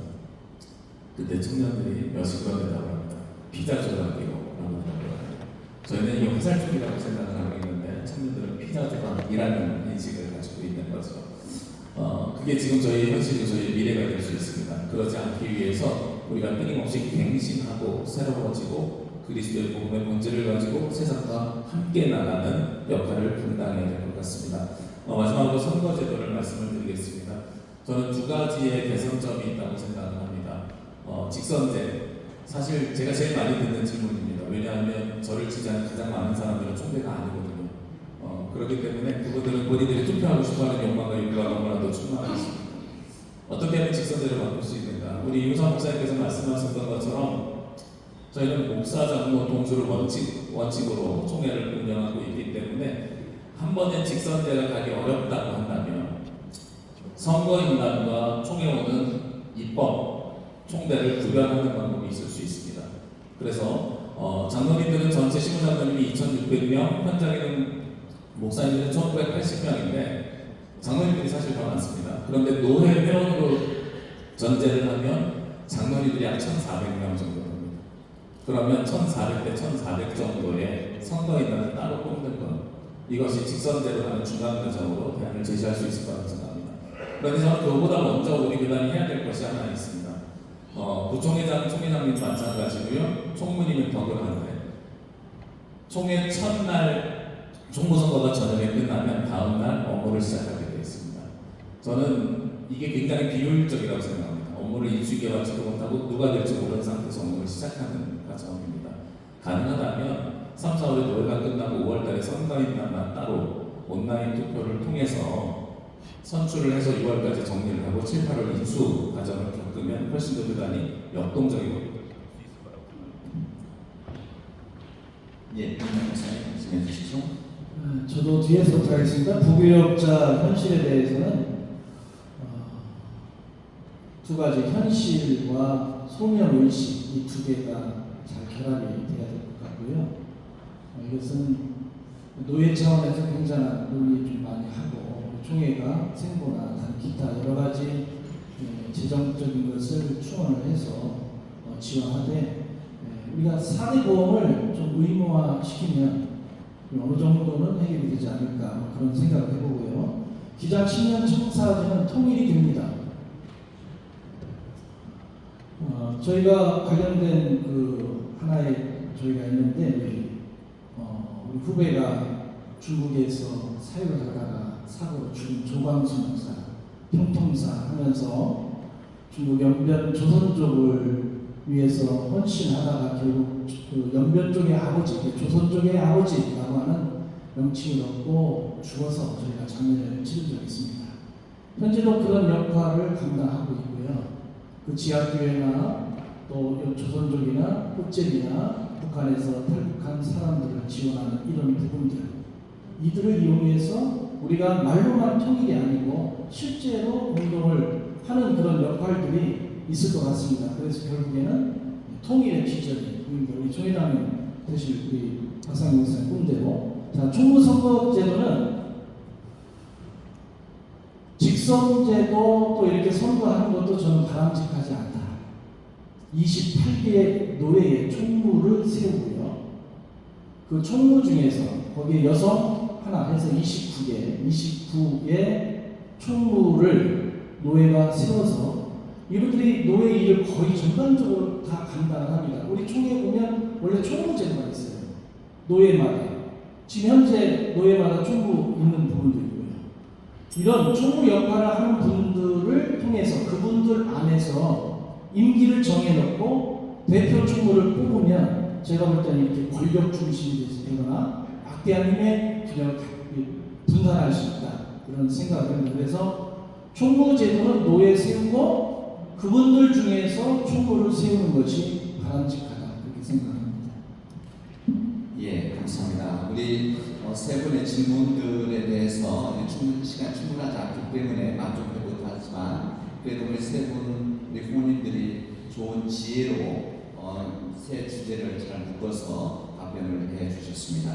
이제 시간이 거의 다 됐기 때문에 우리 후보자 마지막 마무리하는 발언을 하겠습니다. 제 생각에는 원래 2분씩인데 오늘 충분히 이야기 많이 하셨기 때문에 1분씩만 하셔도 될 것 같습니다.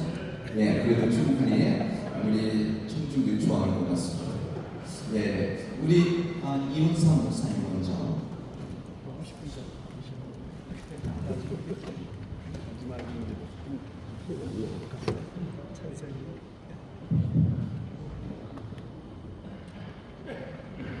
세 번의 공청회를 통해서 각 지역에 있는 총회님들 함께 참여해 주시고 깊은 관심과 애정을 보여주셔서 고맙습니다. 이것이 기장의 희망이라고 생각을 합니다. 교회가 많이 아픕니다. 교회가 많이 위기에 처했습니다. 우리는 주님을 사랑합니다. 주님의 몸인 교회가 힘들고 어렵습니다.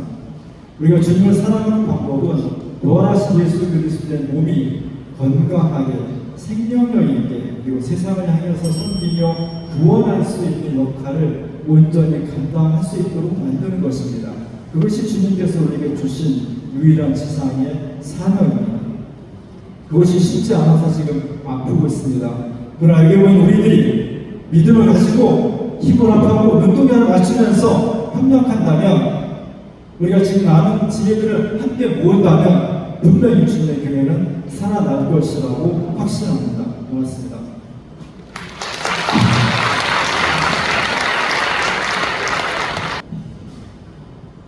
네, 제가 모두 발언할 때 말씀드렸던 말이 있습니다. 험한 세상에 다리가 되겠다는 결단을 말씀을 드렸습니다. 그것을 요새 말로 바꾸면 링크입니다. 컴퓨터에서 혹은 핸드폰에서 어느 사이트로 링크를 넣는다고 하죠. 연결을 시켜준다는 것입니다. 다리보다 훨씬 더 빠른 연결을 가져가는 것이 링크입니다. 총회는 총무는 교회와 세상과 연결시켜주는 연결고리가 되어야 된다고 생각합니다. 이번 여름에도 제주도에는 10개 교회가 약 100여 명의 어린 청소년들이 모여서 함께 연합수련을 합니다. 안성제일교회에서 청년 40명이 내려와서 제주도의 목회자들은 말씀을 준비하고 청년들은 프로그램과 성경 공과를 준비합니다. 링크가 되었기에 모두가 살 수 있는 구조가 됐습니다. 총회는 그런 연결고리가 될 수 있도록 노력하겠습니다. 감사합니다. 세대가 변화가돼도 잊지 말아야 할, 기억해야 될 것들이 있죠. 우리 기장을 위해서 헌신한 분들을 함께 기억해야 합니다. 또 기억만 하면 안 되겠습니다. 꿈을 꿔야죠. 기장의 미래를 위해서 꿈을 꿔야 됩니다. 꿈만 꾸면 안 되죠.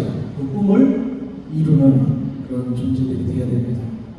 오늘 세 번의 공청회를 통해서 뼈저리게 느끼는 것은 우리 이 자리를 있기까지 많은 역할을 했던 기장의 많은 선배들을 기억하겠습니다. 그리고 이 자리에서 기장의 미래를 염려하는 여러분들의 꿈을 제가 최선을 다해서 함께 이루도록 노력을 하겠습니다. 그동안 함께 해주심을 진심으로 감사를 드립니다. 고맙습니다. 새로운 시간을 통해서 우리 총무 세 분의 후보들의 많은 의견, 생각, 비전을 나눴습니다.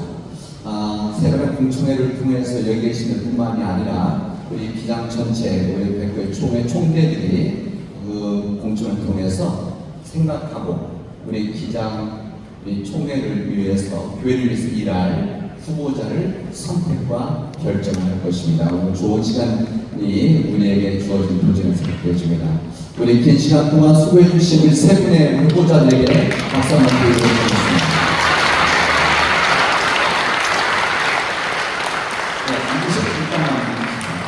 네, 이제 마지막 시간입니다. 이제 제가 담당할 시간이 마지막인데 오늘 늦게까지 이렇게 자리를 지켜주시고 우리 후보들을 격려해 주시고 또 비전을 나눠주신 우리 총대원들 그리고 우리 기장 가족들에게 그리고 온라인을 통해서 지금 함께 나누고 있는 우리 기장 식구들에게도 감사의 말씀을 드립니다. 그리고 오늘 이 장소 정말 좋은 공간과 너무너무 친절하게 지금 광주 양림교회 우리 가족들에게도 감사의 말씀을